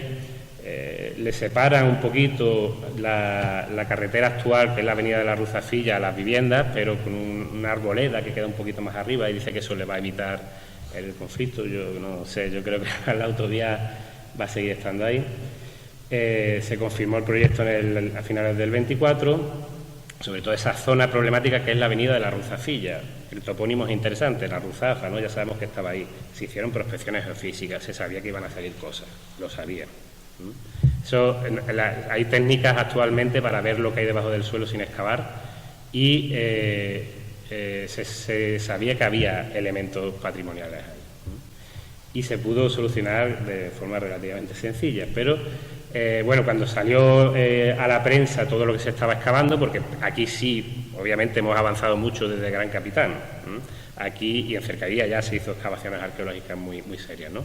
Pero aquí sí se tiene que hacer por ley ya una excavación, y esa excavación arqueológica descubrió los restos de este monasterio cristiano, ¿no? Lo cual ya empezó a ir a la prensa continuamente, mucha información. Prácticamente fue muy generoso los arqueólogos, porque el equipo de investigación, tanto Manolo Cobo como el director, como también la gente que participó, Ángel Ventura, Carlos Márquez, dando toda esa información a la prensa para que se supiera y para que se conociera lo que había ahí, dando imágenes de los materiales, de los restos y toda la información posible. Y salta a la prensa, incluso a prensa como Shataka, que no sé si lo conocen, pero es más de cuestiones tecnológicas y demás, pero sale todo esto, pero con frases ya que me llaman al inicio, ¿no? 20 años intentando terminar una carretera, me gusta el titular, ahora se han topado con un problemón. La llama problemón, ruinas mozárabes. Entonces, este concepto es muy reiterativo en la prensa siempre, el problema arqueológico, el que tiene la culpa. Cuando ya digo que se sabía que había y que iba a salir. Y aquí recojo algunos temas de la polémica, sobre todo porque lo que realmente hacen los arqueólogos, el equipo arqueológico, es decir que se propone o bien, es decir, que son restos muy importantes, no se pueden destruir. Hemos avanzado, ahí hemos avanzado, pero el problema está en qué se hace con ellos, qué se hace con ese proyecto tan costoso, tan importante desde un punto de vista político, que es la avenida. Hay una crítica porque una de las opciones que se propone es dejar que la autovía pase por encima, otra es desviar el trazado de la autovía. Algunos dicen también que se acabe, que no se haga, ¿no? Que no hace falta para colonialidad. Pero realmente el arqueólogo da esas opciones, es decir, no se pueden destruir, o bien se soterran, o bien se desvían. Se pueden desviar, sobre todo al sur, porque si lo desvía al norte, perdón, si lo desvía al sur se lo pegaría muchísimo a las viviendas que hay actualmente. Al norte lo que hay es una zona de parque actualmente, ¿no? Que se ha inaugurado hace poco el parque, que yo creía que el parque tenía que ir después pero bueno, va antes, se ha hecho el parque por lo que sea anteriormente, ¿no? Y los políticos tuvieron esas dos opciones y adivinen qué opción eligieron, la de desviar la carretera o la de poner la carretera encima de los restos. Era claro, ¿no? Entonces, los restos por encima y sin prácticamente sobrelevarlo, porque cuando se tomó esa decisión, en algún caso hubo algún partido político, creo que el Partido Socialista, el actual alcalde del PP, que dijo que eso iba a ser una joroba como la de Aslan, ¿no? Esta que hay a la entrada de Córdoba.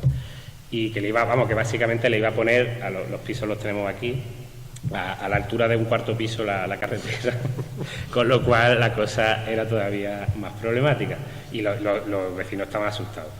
Claro, realmente lo que ocurre es que estos restos, si lo pueden ver aquí, están incluso por encima de la actual avenida de la Ruzacilla, están mucho más elevados. Y si tenemos que protegerlo y ponerle una carretera, aún así, por poco que le dejemos, tenemos que subir 2 o 3 metros más. O sea que obviamente la gente lo va a ver bien desde los balcones, no va a tener problemas.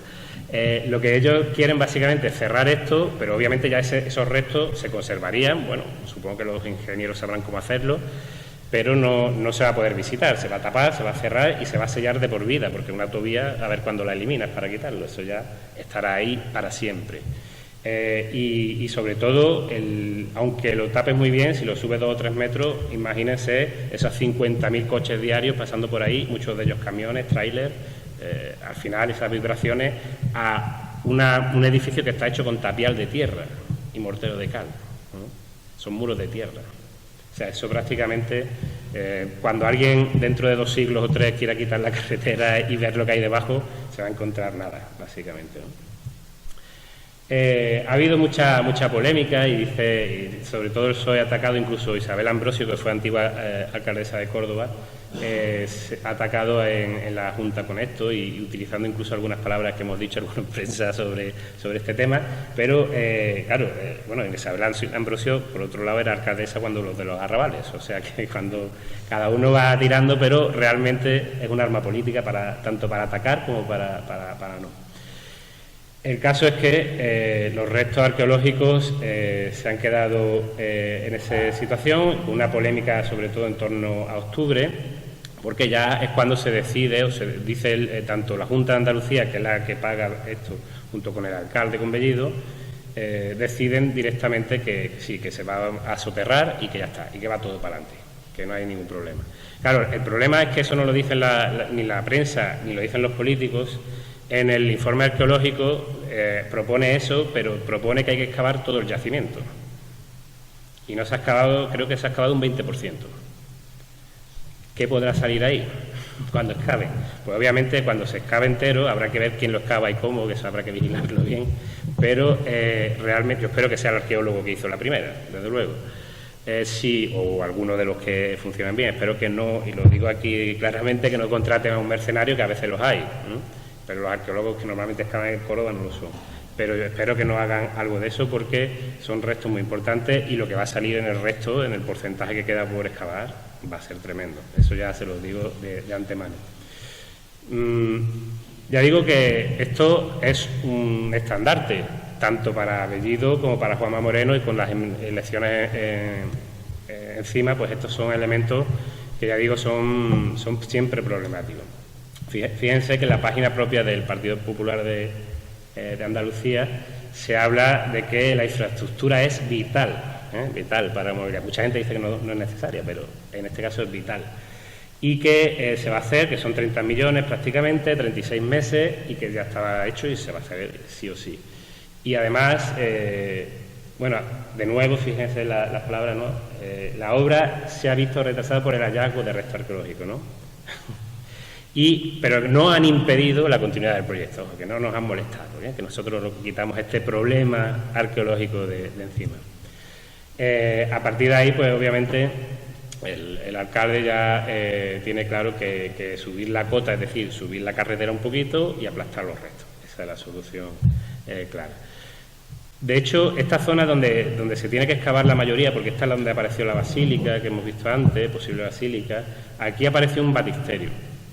Esa es la interpretación que se hace. Es una piscina, desde luego es algo hidráulico, podría ser una alberca, sin más, pero si es un batisterio, la excavación, ya les digo por aquí, que quede grabado de alguna forma, la excavación que salga de esta parte va a sacar cosas muy potentes, porque los batisterios están dentro, normalmente en época tardo antigua y parte de la mozárabe, están dentro de las propias basílicas. Es una parte más, o sea que aquí saldría otra basílica, o posiblemente la basílica. Algunos compañeros dicen que esto sería un espacio representativo y no la basílica en sí, pero puede ser porque está orientada hacia el oeste y no hacia el este, aunque a veces podría estar también. Pero bueno, vamos a ver lo que sale cuando todo este entorno se excave. Desde luego, desde el punto de vista político habrá más problemas, seguro. Bueno, ya las obras se han empezado, ha empezado a cambiar árboles, sobre todo, creo, de sitio, porque es el primer proceso que han hecho. Y yo cuando vi esto, lo digo porque hay una entrevista de Cordópolis, pero ya empecé a utilizar, entiéndame bien, cuando me dijeron de hacer una entrevista, digo, ok, pero vamos a hablar de mi libro, quiero hablar de este tema. Y además resaltar una cuestión fundamental. Esto no es un yacimiento cualquiera, no vamos a proceder con él como se ha hecho con otros restos arqueológicos en toda esta ciudad. Vamos a proceder, a lo mejor exagero un poquito, estamos en el hallazgo del siglo XXI, todavía queda siglo XXI, puede que salgan más cosas. Pero de este tipo, desde luego, no ha salido nada en el siglo XXI por todo lo que significa, ¿no? Y por todo el elemento que puede suponer, y creo que esto fue una cosa fundamental, hablar de que no, porque sí les digo que en este caso el periodista intentaba que yo dijera que no hacía falta la Ronda Norte y que había que parar la Ronda Norte. Pero realmente yo le dije, no se trata de eso. O sea, el dilema entre progreso y pasado, entre futuro y pasado, entre la innovación para la ciudad y los vecinos y el pasado, no es la cuestión. Es que esa no es la cuestión. La cuestión es que no se ha actuado de forma coherente para actuar positivamente para las dos cosas. Si se hubiera hecho el proyecto que no era low cost, es decir, el de tunelar todo el mundo hubiera salido contento. Tendríamos la mejor ronda posible, los vecinos no tendrían ninguna molestia y los restos arqueológicos ni se habrían tocado y se podrían preservar sin problema. Dada la situación, pues, que ya no se ha hecho, habría otras soluciones. ¿Qué soluciones? Sacar la ronda un poquito más al norte, donde está el parque. Verdad que al alcalde le gustan mucho los parques y no sé si querrá que lo destruyamos ya, que está hecho, pero realmente es ahora mismo la única solución posible que se puede hacer. Yo a veces pienso, porque es que con la excavación que se va a realizar, ya digo que creo y hay prospecciones, van a salir cosas potentes. Entonces yo no sé si el propio alcalde es consciente, por lo mismo es consciente de que realmente no se va a hacer. Porque cuando salgan cosas potentes, yo no creo que más potentes, no lo veo claro. A partir de ahí también, aparte de todos estos colegas que están trabajando, que han salido mucho en la prensa, han dado muchas entrevistas, Carlos Márquez, Ventura, también otros colegas como Monterroso o Alberto León, decidí, digo, esto hay que darle conocimiento, es decir, la gente, la sociedad, que esto es muy importante con el patrimonio, debe saber lo que hay ahí, es decir, no mirar desde lejos y 4 restos que no sirven para nada, ¿no? Es decir, tienes que saber, tienen que tener un conocimiento real de lo que se ha hecho y de lo que se hace. Y en Casa Árabe hicimos esa reunión que les he comentado, donde está Fran Moreno, que lo invité de la Universidad Complutense de Madrid, que es el gran especialista de monasterios en la península ibérica, y tanto Manolo Cobo, el arqueólogo director, como Ángel Ventura, compañero de arqueología de la Universidad de Córdoba, que han estudiado y han investigado esto. También les digo que casi en primicia un libro que tengo con Sabine Panzran de la Universidad de Hamburgo, que es sobre monasterios, cayó esto, yo estaba ya trabajando sobre los monasterios previamente. Bueno, pues cuando pasó esto hemos parado la publicación, porque tenemos todos los capítulos del libro, con todos los intervinientes, para que esto entre por primera vez dentro de una publicación, la primera publicación científica del monasterio esté en esta monografía, ¿no? Y que también se difunda para el ámbito científico, ¿no? Pero esta fue una difusión sobre todo para la ciudadanía, para que todo el mundo pudiera acceder, y se llenó la sala abarrotada, la gente no cabía. O sea, eso me gustó mucho y además se grabó, y como digo, la pueden ver ustedes en la web de YouTube de Casa Árabe, poniendo Monasterio Ronda Norte, les sale seguro, y ahí tienen 2 horas y pico, ¿cuánto era? 2 horas 47 entre la explicación general, pero creo que fue más o menos, la gente se quedó, incluso hasta el debate final, que tratamos todo tipo de temas. No obstante, al alcalde obviamente le llegó cosas que fuimos diciendo. Una de las cosas que yo también comenté y algunos compañeros en la entrevista era realmente lo que está saliendo aquí es muy importante, no es cualquier cosa. Y además, yo en esa entrevista lo comenté, es un elemento que puede hacer que Córdoba le rente económicamente este tipo de cuestiones. Es decir, hay gente verdaderamente interesada en el patrimonio cristiano, en los orígenes del cristianismo, en los orígenes que hay en la península, hay rutas, hay cosas que se hacen, ¿no? Y Córdoba podría ser un elemento central en eso. Y hombre, los restos tal cual no son muy espectaculares, pero si te lo explican, la cosa cambia, ¿no? Y si vas in situ con todo ese conocimiento. Bien, pues el alcalde insistió solo en eso y además recalcó que esos restos no eran Medina Zara. Dijo esa frase, que no, eso no era importante y no iba a ir nadie a verlo, que él ya lo sabía. Y además que dijo que no, que él de arqueología no entendía. Dijo eso, no sé la frase literal, pero el concepto sí, que de arqueología no entendía, pero que de gestión turística sí. Digo, bueno, quizás Jacinta pueda hablar mañana sobre ese tema también, y sobre el casco histórico y todo lo que ha pasado. Bien, el caso es que se sigue en ese tema. Actualmente las obras se quedaron ahí con esa polémica y se quedaron abiertas, sin ninguna protección. Eso también fue un tema complicado, porque ahora hay que... La idea y lo que estaba previsto por la Junta de Andalucía es que se protegieran hasta que se decidiera nada, ¿no? Entonces se cubren con geotextil y luego se cubren con tierra. Como saben, a finales del año pasado tuvimos unas lluvias torrenciales tremendas. Imagínense este edificio que está hecho con tierra pisonada, con un poquito de cal y tal. Pues todos temblando, o sea, todos temblando porque posiblemente la iba a deshacer. Se cubrió y se tapó muy mal ya cuando acabaron las lluvias, y hasta hace poco no se ha llenado de tierra, o sea que es lo que de verdad lo protege. Pero fíjense que esa basílica convertida en una piscina totalmente. Eso fue algo que creó una gran polémica, y que de hecho en diciembre del año pasado pues creo que fueron Hacemos y PSOE denunciaron por no preservar adecuadamente los restos, ¿no? La noticia que creo que decía Emilio, que salió esta tarde, que la estaba mirando, es que al final han desestimado la denuncia, pero ha salido ahora, recientemente, ¿no? Pero sí sabemos que desde luego es un tema complicado. La Fiscalía sí ha admitido trámite, lo tengo aquí, pero este tema se quedó así. Ahora mismo todo esto ya está cubierto de tierra, y lo que se espera, no hay noticia ahora mismo sobre este tema, es que se vaya a hacer la ampliación de la excavación hacia el otro lugar. Ahora la situación está precisamente para el inicio de las obras, que ha empezado. O sea, ha empezado por el otro extremo, o sea, este se está dejando, pero ha empezado por el otro extremo, por la glorieta, y se ha empezado con el corte de tráfico en alguna zona. Los vecinos están preocupados, es decir, siguen bastante preocupados. Rafa, tendré que hablar de esto, hace tiempo que no hablo, porque realmente saben que van a sobreelevar la cota. Lo que no saben es a qué altura real, final, va a acabar yendo esa carretera. Es que puede ser que a lo mejor del cuarto se asome y vea los coches aquí enfrente. O sea que vamos a ver por dónde van. Los vecinos están seriamente preocupados, obviamente, con todo esto. Bien, ya para terminar, simplemente hacer un poco de repaso sobre todo. Yo creo que sobre todo el tema de la ronda no ha terminado, tenemos esto.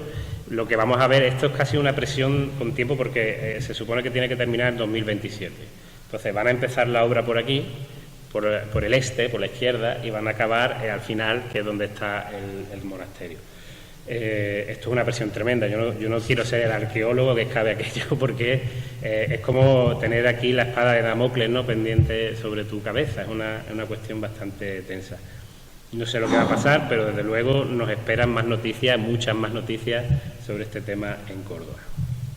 Simplemente para recopilar, desde luego la Córdoba de los años 70, el destrozo era tremendo. Eso no podemos negar que hemos tenido cierto avance, ¿no? Y que el principio de los 80, al no haber legislación sobre todo sobre esta cuestión, todo esto era un desastre. Por lo menos en Cercadilla sí hubo ya una excavación y un estudio previo, es decir, sabemos lo que había ahí, aunque ya no lo preservemos, que eso es importante, ¿no? Y por supuesto en los arrabales se conocen perfectamente, tenemos planos digitalizados, tenemos todo tipo de fotografías, eso sí que se ha preservado muy bien, pero obviamente tenemos un problema sobre todo con cómo conservamos el patrimonio. ¿Qué hacemos con él? Hasta ahora estos 4 casos suponen destrucción en todo caso. Aquí quizá hemos dado un pequeño avance, ya no se plantea destruir. En otra época esto se habría destruido, eso lo tengo clarísimo. Ahora hay una polémica, hay cierta complicación con el espacio, y a ver qué pasa, pero mínimamente lo dejarán como lo hicieron con la glorieta, ¿no?, ahí tapado, y que nadie lo sellado y que nadie lo va a ver más en la vida, ¿no? El espacio es verdad que así a lo mejor no se vende mucho, pero ir allí y verlo in situ impacta mucho más de lo que parece en las fotografías. Yo les recomiendo, yo he sido de los pocos privilegiados que he podido hacerlo, pero es claro, de hacer que la gente no tenga la oportunidad, la sociedad no tenga la oportunidad de ver esto más, pues me parece también algo importante. La pregunta, ¿hemos progresado? O sea, que utilizando lo de progreso sobre esto. Creo que sí, en una parte. La mayor conciencia social existe, porque en la prensa se ha intentado, por parte de los políticos, dar la sensación de que aquello se iba a convertir casi que en un parque arqueológico. Es decir, no se le ha explicado claramente que lo que iban a hacer es aplastar los restos con una autovía y sellarlos para siempre, porque dicen, no, los restos se van a salvar, los restos están protegidos y simplemente vamos por encima. No, eso no es lo que va a pasar. Y entonces la gente, yo he visto los comentarios en la prensa, en las noticias, los leía con detenimiento y decía, bueno, menos mal que no van a hacer lo mismo que en Cercadilla, menos mal. O sea, la gente lo sabe porque muchos hemos estado hablando sobre estos temas y hay compañeros incluso en la cátedra intergeneracional, ¿no?, que han estado con estos temas tratándolo mucho. Entonces, por suerte, el conocimiento es básico, y creo que es básico, para que la gente después decida, como tú has dicho antes, si quiere o no quiere conservarlos, pero por lo menos que conozcan lo que hay. Y muchas veces la sensación que me da de parte de los políticos es que intentan lo contrario, que no se conozca, para ellos poder decidir la opción que más les vale, ¿no? De todos los partidos, de todos los tipos de colores, que aquí todo el mundo ha tenido problemas de este tipo, ¿no? Y hay esa sociedad que tiene mayor interés y mayor formación, desde luego, ha hecho que los políticos, que al final responden a la sociedad, no perdamos este aspecto, ya no lo destruyen sin misericordia, como digo ahí, es decir, ya se lo piensan 2 veces, ¿no? Y ya empiezan a plantear otras cuestiones. Fíjense, bueno, del casco histórico de los años 70 mejor no hablamos, pero por ejemplo del Boulevard de Gran Capitán, ahí nadie planteó nada, vamos a destruir esto, metemos las tablas, o sea, algo hemos avanzado desde ese punto de vista. ¿Por qué parte no hemos avanzado? Pues porque los políticos yo creo que siguen sin tener ese aprecio sobre esos restos, ellos personalmente o institucionalmente. Y de alguna forma, como he dicho, han intentado siguen intentando sesgar la información para engañar directamente a la sociedad. Es decir, es como el traslado, esa palabra, cuando vean ustedes traslado de restos arqueológicos, vigílenlo bien. Porque el traslado, a veces puede ser traslado, no digo que no, pero muchas veces es a una escombrera donde se traslada. Entonces, este tema tenemos que tener cuidado y sobre todo poner por encima otros proyectos cuando se pueden poner al lado, literalmente. No hay que ponerlos encima, se pueden poner al lado. No hay que olvidarlos y ponerlo debajo, no, se pueden poner al lado y además aquí literalmente es que se puede poner por todo este espacio que hoy es un parque. Era tan sencillo como ponerlo al lado, pero se ha preferido ponerlo encima. Entonces, eso sigue siendo un problema y sobre todo esta cuestión, que sea el problema arqueológico y que lo definan como el problema, como lo que hace que las cosas no avancen, como que las cosas empeoren, etcétera, etcétera. Creo que esto es yo creo que se ha hecho un proceso con muchos proyectos que hemos hecho también en la universidad, pero no solo de concienciar a la ciudadanía, pero creo que y educar desde los más pequeños. Hemos hecho programas incluso con los más pequeños y obviamente con nuestros alumnos y con todos, ¿no? Pero creo que ahora tendríamos que plantear educar también a los políticos, de todos los partidos políticos, de todos los sesgos, porque son ellos los que deben tener estas decisiones y no intentar engañar a la gente. Si la gente ya está concienciada, ellos deberán ir en esa misma línea y deberán ir respondiendo a esas cuestiones. Y sin más, pues aquí termino. Muchas gracias.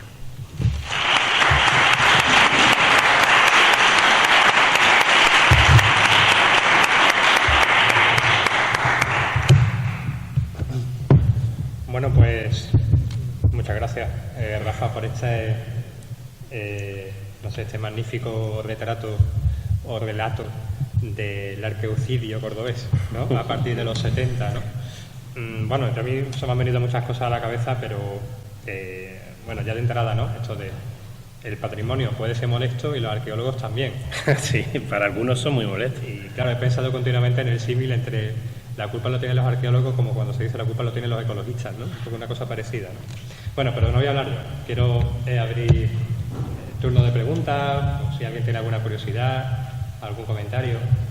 Tenemos unos minutos, tenemos unos 15 minutos. Aquí hay un micro, pero... Gracias. Gracias, Álvaro. Rafa, ¿crees que hay poca didáctica del patrimonio de cara a la sociedad? Aunque hemos visto que se ha avanzado. Yo no traigo aquí ejemplo, es una cuestión. Hace unos años prácticamente era nula. O sea, en los años 80 la gente ni siquiera sabía lo que era la curva histórica, que había en la zona centro, que había por allá. Hoy día sí hay mucha más conciencia. Creo que hay mucha más conciencia porque se ha formado bastante. Ha empezado a haber programas de difusión muy diversos, algunos financiados por el ayuntamiento, o sea que ha habido interés y con rutas, con guías, con tal. Y todos los que hemos podido aportar algo lo hemos hecho desde todos los puntos de vista, ¿no? En nuestra universidad yo creo que hay mucha gente que ha estado implicada en este tipo de cosas. Y yo creo que hoy día hemos cambiado muchísimo, o sea que la didáctica se está haciendo y obviamente se puede hacer todavía mucho más. Y yo estoy en ello. A mí los proyectos que hemos hecho con nuestro grupo, con Pacus, van encaminados también a eso, ¿no? Que haya también una dimensión en redes sociales, que los más jóvenes también se impliquen, que puedan difundir todo ese conocimiento, pero eso es clave. Hoy día, yo eso sí que lo tengo claro, estamos mejor, muchísimo mejor que hace 40 años, sin duda. Los hechos lo remito, ¿no? De hecho, eso hemos avanzado. Pero que hay que implicarse mucho más y seguir más en eso, claro, por supuesto, desde luego, pero hemos mejorado. Bueno, un proyecto que además simboliza muy bien que aprendo, valoro, respeto. Un proyecto de Sasoferro para niños, pero es que esas tres palabras es que lo resumen todo. Aprendo. Si aprendo, valoro, si valoro, quiero respetar. Es magnífica, ese lema es magnífico, eso es para hacerse camisetas y ponerlo, porque en general es así. Y los escolares de alguna manera, ¿se les acerca su patrimonio? Yo creo que sí, pero no, quizás no en el nivel que deberían, ¿no? Eso es verdad que es algo que deberíamos trabajar más, porque muchas veces... muchas veces tenemos un problema con eso. Quizás deberíamos conectar más desde la universidad, de forma concreta, con la secundaria y con la primaria, que es algo que no se nos queda muy al margen y es algo que habría que hacer, que Álvaro podría ser una persona ideal para ello. Pero realmente a nosotros se nos va. Yo he tenido proyectos de investigación especialmente dedicados a estas cuestiones, y un proyecto que hizo Desiderio Vaquerizo, el profesor Desiderio Vaquerizo, que yo estuve de coordinador, y ese proyecto se llamaba Arqueología Somos Todos, y tuvimos varios premios, varios proyectos financiados a nivel estatal, y una de las bases eran los menores, los niños.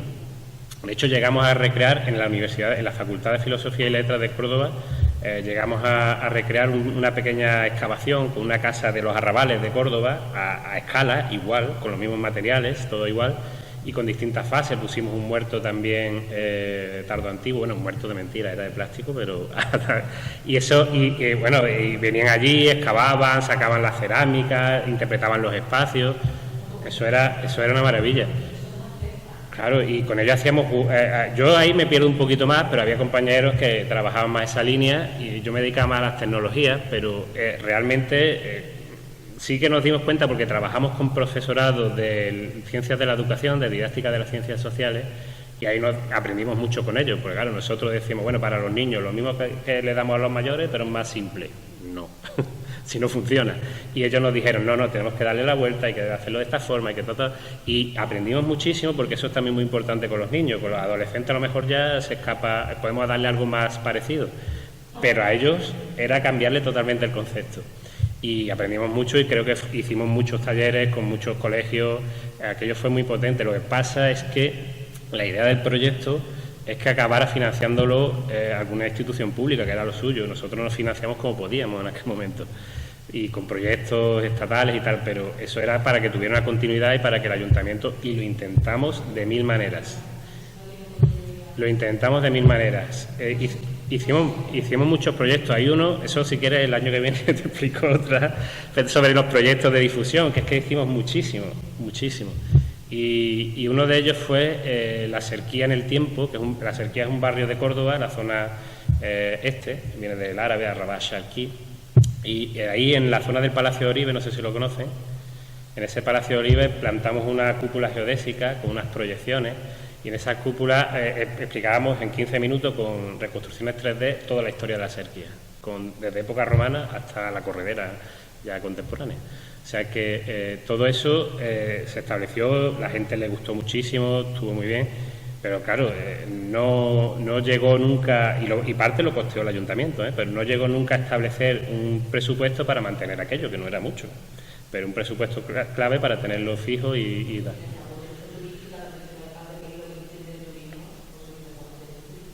El problema del turismo es que fíjense lo que decía Castilla del Pino, aquí se destruye todo salvo la mezquita y la judería, lo que lo rodea, el resto da igual. Pues sigue pasando desde el punto de vista del turismo. Yo he tenido compañeros que cuando empezó la crisis tenían empresas turísticas y empezaron a innovar muchísimo, y se iban fuera, se iban para acá, para allá, la iglesia fernandina, nos vamos a la Serquía, nos vamos al norte, vamos a buscar por la sierra, tal. Hacían cosas muy creativas. Al final les dijeron, vámonos para la mezquita, que allí no tenemos todo fácil, no nos quebramos la cabeza y ganamos dinero sin necesidad de quebrarnos, y es muy sencillo, era muy sencillo. Entonces al final todos vuelven a hacer lo mismo, es tan fácil ganar dinero en la mezquita catedral que no necesitas prácticamente nada más, tiene 2 millones de visitantes al año. Entonces al final esto lo que se suponía es que no las empresas sino las instituciones públicas incentivaran otro tipo de patrimonio. Lo de la Serquía era eso, la Serquía en el Tiempo era que este fuera un punto de inicio para que todos fueran allí y a partir de ahí expandirse a otros lugares y no concentrar todos los turistas en el mismo sitio, que es inhabitable el espacio, que eso es otro problema. Es otro problema también. Sí, es una cosa fundamental, ¿no? Lo que ha hecho de Bellido, de ciencia de decisión turística, el hecho de la mezquita, la marca de Córdoba, ¿no? Como la marca ciudad, como la ciudad de otras marcas, ¿no? Eso sobredimensiona la mezquita ese espacio y se le llama otro patrimonio que pueden ser, no digo mejores o más interesantes, pero muy, muy interesantes, ¿no? Que descongestionaría todo el problema que tenemos en la ciudad. Sobre eso es que Desiderio Vaquerizo dice una frase que a mí no me gusta, ¿eh? Yo le tengo aprecio, pero esa frase no me gusta. Dice que la mezquita es el verdadero problema de Córdoba. Y claro, es que es como un agujero negro, pero en el sentido de un centro de gravedad muy fuerte, ¿no? Atrae todo hacia él y no deja que se escape para hacia otros lugares. Y en ese sentido tiene razón, pero yo no creo que sea un problema, yo creo que es un beneficio, porque hace que mucha gente venga para Córdoba. Ahora, lo que tienes que es saber trabajar un proyecto institucional público para derivar eso hacia otros lugares. Eso no lo ha conseguido ningún partido político hasta la altura, yo creo que no han dedicado el tiempo ni los esfuerzos suficientes para hacerlo, pero hay que hacerlo. Bueno, al hilo también de lo que estábamos comentando de cómo genera la conciencia en el patrimonio, pues yo creo que en definitiva que soy también en una ciudad pura, histórica, y que también tiene el tipo de problema a la hora de cómo se usa el patrimonio. No, una ciudad que lleva siendo turística bastante grande, porque en el momento de valoración de patrimonio de la Navidad, en 2003, allá creo 4 hoteles en la ciudad y pues ahí pasan los turistas de cuando llegaba un autobús, pero ahora pues ya se está activando todo eso mucho y somos como la primera generación que está viviendo con eso. Pero yo creo que han hecho la escuela y todo eso hace un trabajo a la hora de explicar qué son las cosas que hay, a lo mejor eso es lo que antes no se sabía. Pues esto de no sé cuánto, y también se entiende que es importante, pero realmente creo que no se ha comunicado bien la idea de que el patrimonio es un juego activo, en lo que se tiene que involucrar la ciudadanía a la hora de mantenerlo. O sea, que no es solamente un recurso que va a generar, incluso ya desde el punto de vista económico, no es un recurso que puede generar dinero por su cuerpo, se tiene que valorar, se tiene que restaurar, se tiene que conservar, se tiene que poner a la vista del público. Si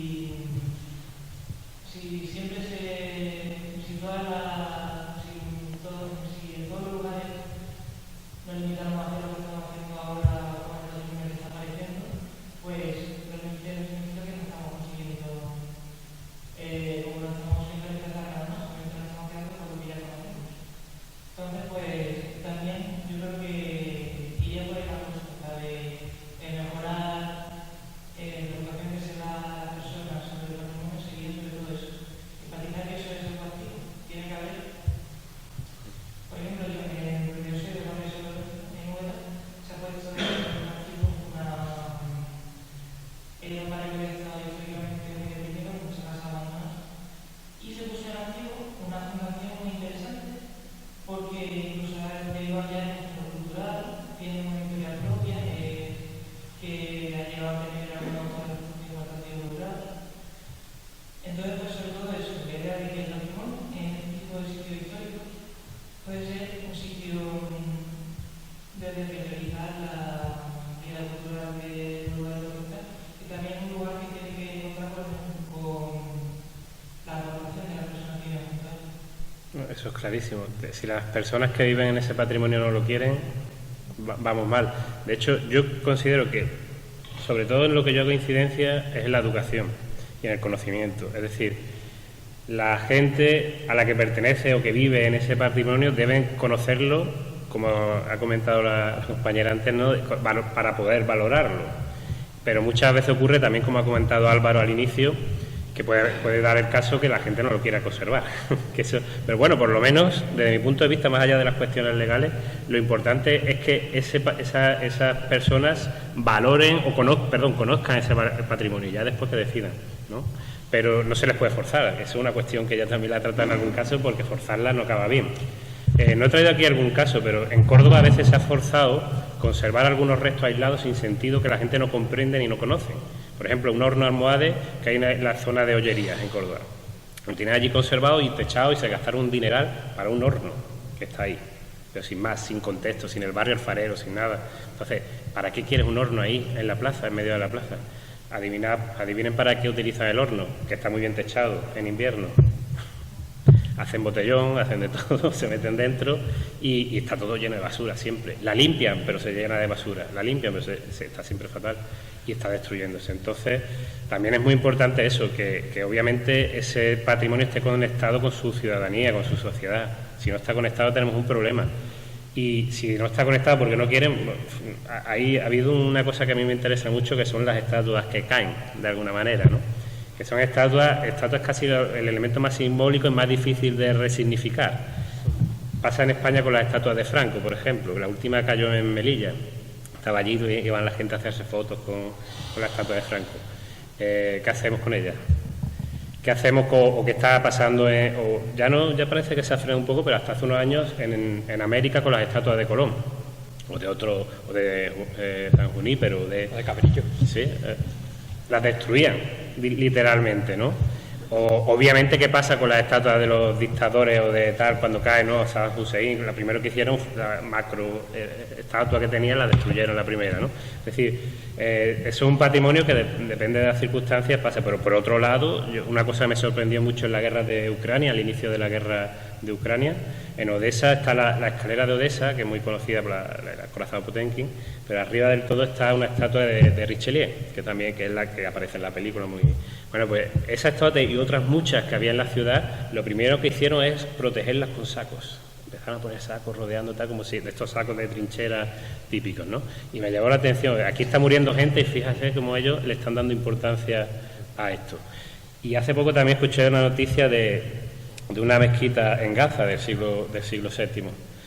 Ahí va por el otro lado. Claro, estamos viendo cosas que se quieren destruir por un lado y cosas que se quieren destruir por otro. En este caso se destruyó esa iglesia, esa mezquita del siglo VII, deliberadamente.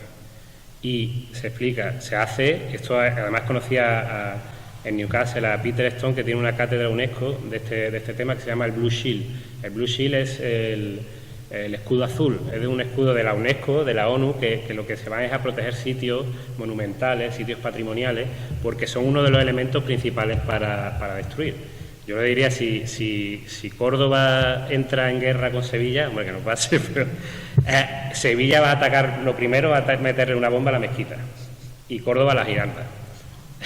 Porque es una forma de atacar a la identidad, a la forma de vivir y tal, ¿no? Entonces, muchas veces, este patrimonio, a veces la gente está tan apegada a él que van a hacer lo que sea por defenderlo, y otras veces, por los cuestiones que sean, acaban odiándolo y quieren destruirlo, bien porque es del enemigo o bien porque representa algo que ya no quieres que te represente y quieres eliminarlo, ¿no?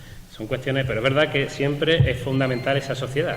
Ella es la que decide, no los políticos. Los políticos a veces hacen cosas ocultas para que no se entere la gente, pero la gente es la que realmente decide, la que puede obligar que una cosa se proteja o acabe destruyéndose.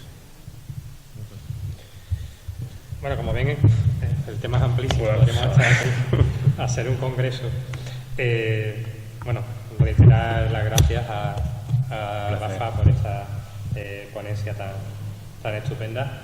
No lo he dicho al principio, bueno, dos cosas. Es verdad que la iniciativa de la que he hablado de Arqueología Somos Todos, a la hora de presentarlo, será paracetamol o lo que sea que se me ha olvidado. Pero sí es verdad que es una iniciativa preciosa que incluso, bueno, todavía queda mucho por redes sociales, bueno, por internet, podéis ver bastantes cosas de las que hicieron, y donde también participó nuestra amiga compañera Carmen González, ¿no? Por ejemplo, ¿no? Y lo otro era, pues bueno, también al principio no planteé quizás cierta reflexión sobre la filosofía de estas jornadas, ¿no? Que ya lo sabéis, los que venía asistiendo desde las primeras, no tienen un enfoque localista, digamos, ¿no? Sino que aunque le demos presencia a cuestiones locales, ¿no? Como mañana tenemos el tema de los pagos de huerta, siempre hemos tenido claro, como ya hicimos antaño con el seminario María de Cazalla, que queremos perspectivas que nos vengan de fuera, que nos hablen, no muy de fuera, ¿no? Cuestiones muy cercanas, como Córdoba, y que nos plantean reflexión, más allá de conocer nuestra historia local, ¿no? Pues con nuestro patrimonio local, pues también crea un espacio de reflexión que creo que es muy importante, ¿no? Así que sin más, muchas gracias y pasamos a la siguiente actividad con Emilio. Gracias.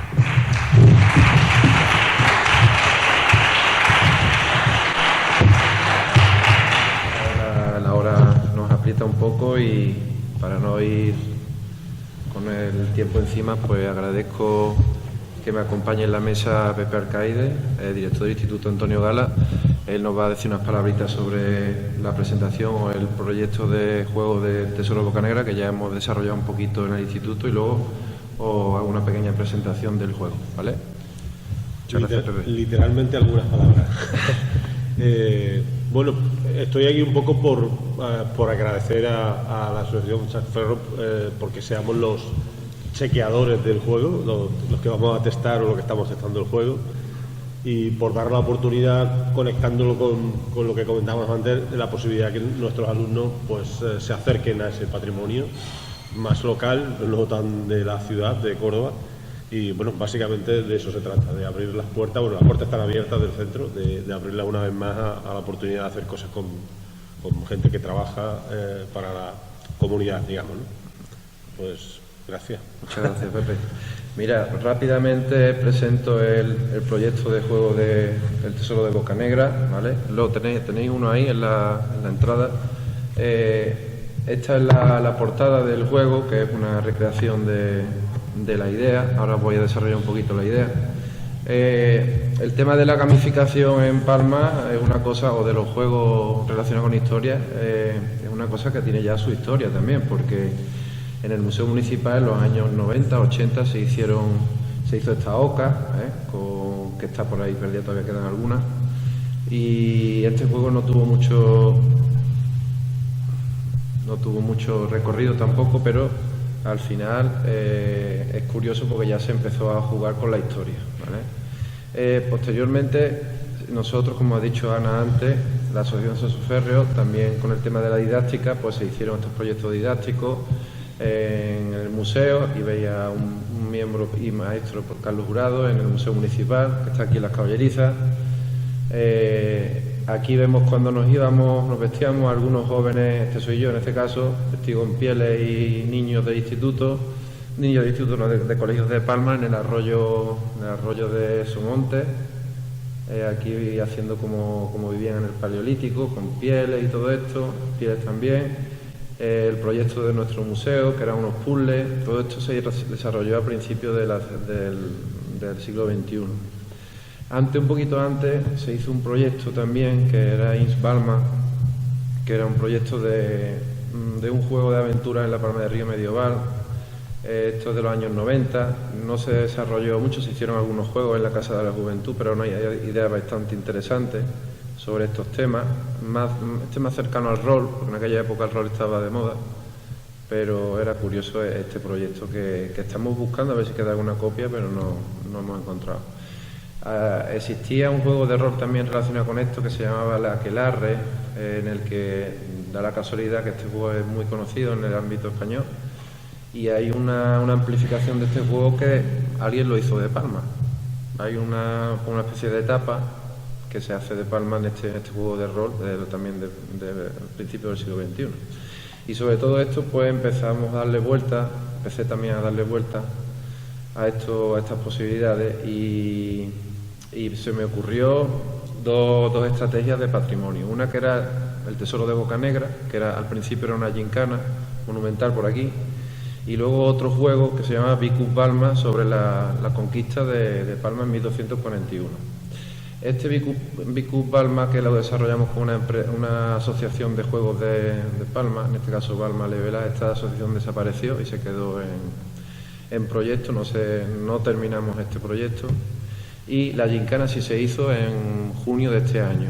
Rafa Gómez, que está aquí, y el Departamento de Historia se involucraron bastante en el Instituto Antonio Gala, y realizamos esta gincana en el que colocamos unos códigos QR en el recinto amurallado, y esos códigos QR hicieron que los alumnos pues vinieran aquí. Voy a ver si consigo que funcione el Genially, porque esto está vinculado a una página de Genially. Un segundito. A ver si consigo entrar en la página web. Bueno, no sé si tendré datos aquí, la conexión no es buena, pero bueno. No entro por el tema del tiempo, pero aquí hay un enlace a una página de Genially, que es donde está toda la gincana, el mapa y estos códigos QR que te llevaban a unas cartelas. Nosotros escondimos por aquí, por la muralla, en los sitios que el mapa indica, esos códigos QR, y los niños con su familia, pues por la tarde tenían que venir a leer con el código QR estas cartelas que hay aquí, que te daban una palabra, y esa palabra pues era el mensaje secreto del Tesoro de Bocanegra. La verdad que tuvimos algún problemilla con estos códigos QR porque algunos desaparecieron, le hicieron algunos estropicios, con lo que la gincana quedó un poco sin terminar. Es verdad que estos niños se involucraron bastante y se les dio su premio porque aunque no la terminaron, pero sí tuvieron el interés de hacerlo. Y este año pues pretendemos hacerla ya como la idea original era, que era haciéndola presencialmente, porque esto se hizo por las tardes, y claro, por las tardes pues la gente hace aquí muchas cosas en el recinto amurallado y se la cargaron. En fin, que quedó un poco a medio camino. Y como el juego de Vicus Balma no se desarrolló, el juego de mesa no se desarrolló, pues le di vuelta a cómo adaptar esa gincana a un juego de mesa de tablero, o digamos con fichas y tal. Y nació pues el Tesoro de Bocanegra, que es esto que tenéis aquí, que es un mapa en el que se sitúan los 20 monumentos más importantes del recinto amurallado, y cada uno, pues, bueno, este es el tablero, para que os hagáis una idea.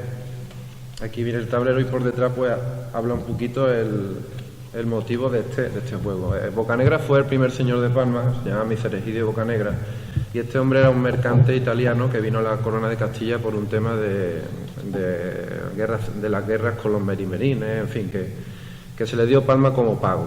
Este hombre era un poco especial, un poco intrigante, y estuvo relacionado, su muerte estuvo relacionada con un tema de las guerras civiles castellanas entre Pedro I el Cruel y Enrique de Trastámara.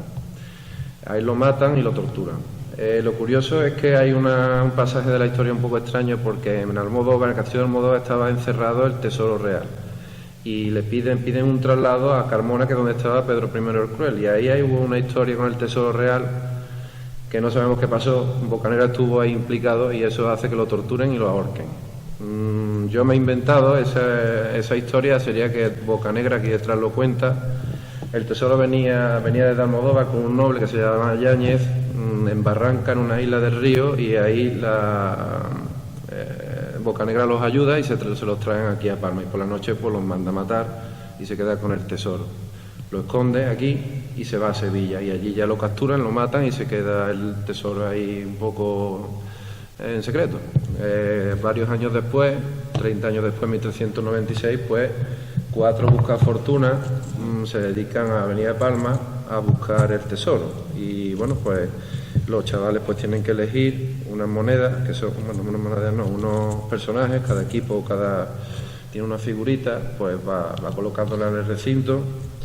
Y luego pues hay un dado que también se va echando para avanzar, y unas monedas que van, pues si lo queréis echar un vistazo, era el dado, y luego pues las 20 monedas del mapa. Pues se van ganando monedas según se van acertando estas cartas que tenéis aquí, ¿vale? Estas son unas cartas, las cartas tenéis 50 cartas, la mayoría son preguntas de historia, monumentos de Palma, pero aparte pues hay cartas de ladrón, que es esta, que si tú son más difíciles, si tú la aciertas, pues le puedes robar una moneda a otro jugador. Hay cartas que te dan directamente o pierdes turno, que son estas, por ejemplo, estas de la X, o otras cartas que son estas, que ganas directamente la moneda. Quiere decir que hay mucho tipo de cartas. El nivel es un poco alto, quizás, deberíamos de adaptarlo, porque esto es, como ha dicho Pepe, es un proyecto que tiene desarrollo todavía. Pero bueno, estas son las cartas, 50 cartas de conocimiento monumental. Y ya pues también cada equipo jugador tiene una ficha que va colocando en los monumentos que va conquistando, entre comillas, va cogiendo. La finalidad de este juego también tiene las reglas aquí, ¿vale? Aquí tienen las reglas lo más fáciles y sencillas posibles. Y bueno, aquí tenéis un dibujo de Bocanegra también. La finalidad de este juego es que sirva de apoyo en los institutos. Muchos días, cuando llegan los últimos días del curso o los últimos días de las evaluaciones y todo esto, pues empiezan a faltar los alumnos o en horas de guardia, y muchas veces pues se usa el ajedrez, que está muy bien, ¿no? Pero también se pueden usar este tipo de herramientas como el juego este del Bocanegra, junto con la gincana para favorecer un poco la didáctica del patrimonio de Palma. Y bueno, todo el diseño pues ha corrido a cargo de Visual Company, y en mi caso yo. Por ejemplo, las cartas, el logotipo del juego es un documento original del siglo XVI, que es una tabla genealógica de Micer Egidio Bocanegra, y aparece su escudo antes de que le pusieran las banderas y todo esto, porque este ganó las banderas de la Guerra de Granada, este es su escudo original, y esta es la imagen que aparece en ese documento. Y bueno, un poco la idea que tenemos es que el ayuntamiento, no, el Instituto Antonio Gala pues reciba un juego, que ya lo pone aquí, ya lo tenemos aquí, un par de juegos, y luego pues los demás coles, bueno, coles no porque no tienen nivel de colegio, es más de instituto. Los demás centros educativos de secundaria del instituto, digo de Palma del Río, que son en este caso Salesianos y Las Monjas, pues también se les comunicará la posibilidad de tener alguna copia, y si muestran interés pues recibirán una copia del Tesoro de Bocanegra. En principio está en proceso, bueno, está terminado, pero todavía puede haber algunos pequeños cambios, y esperamos también desarrollar la gincana como la idea que teníamos al principio, ahora en el mes de mayo, a ver si podemos cuadrarlo y lo hacemos con el instituto, y bueno, desarrollar un poquito esta idea del Tesoro de Bocanegra, de la didáctica y los juegos aplicados al patrimonio. Así que nada, muchas gracias. Si queréis alguna pregunta y si queréis echarle un vistazo, pues allí hay uno y aquí hay otro, ¿vale? Muchas gracias a todos. Yo estoy aquí.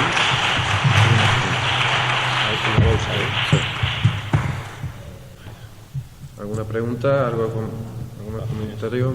Nada, muchas gracias por estar aquí.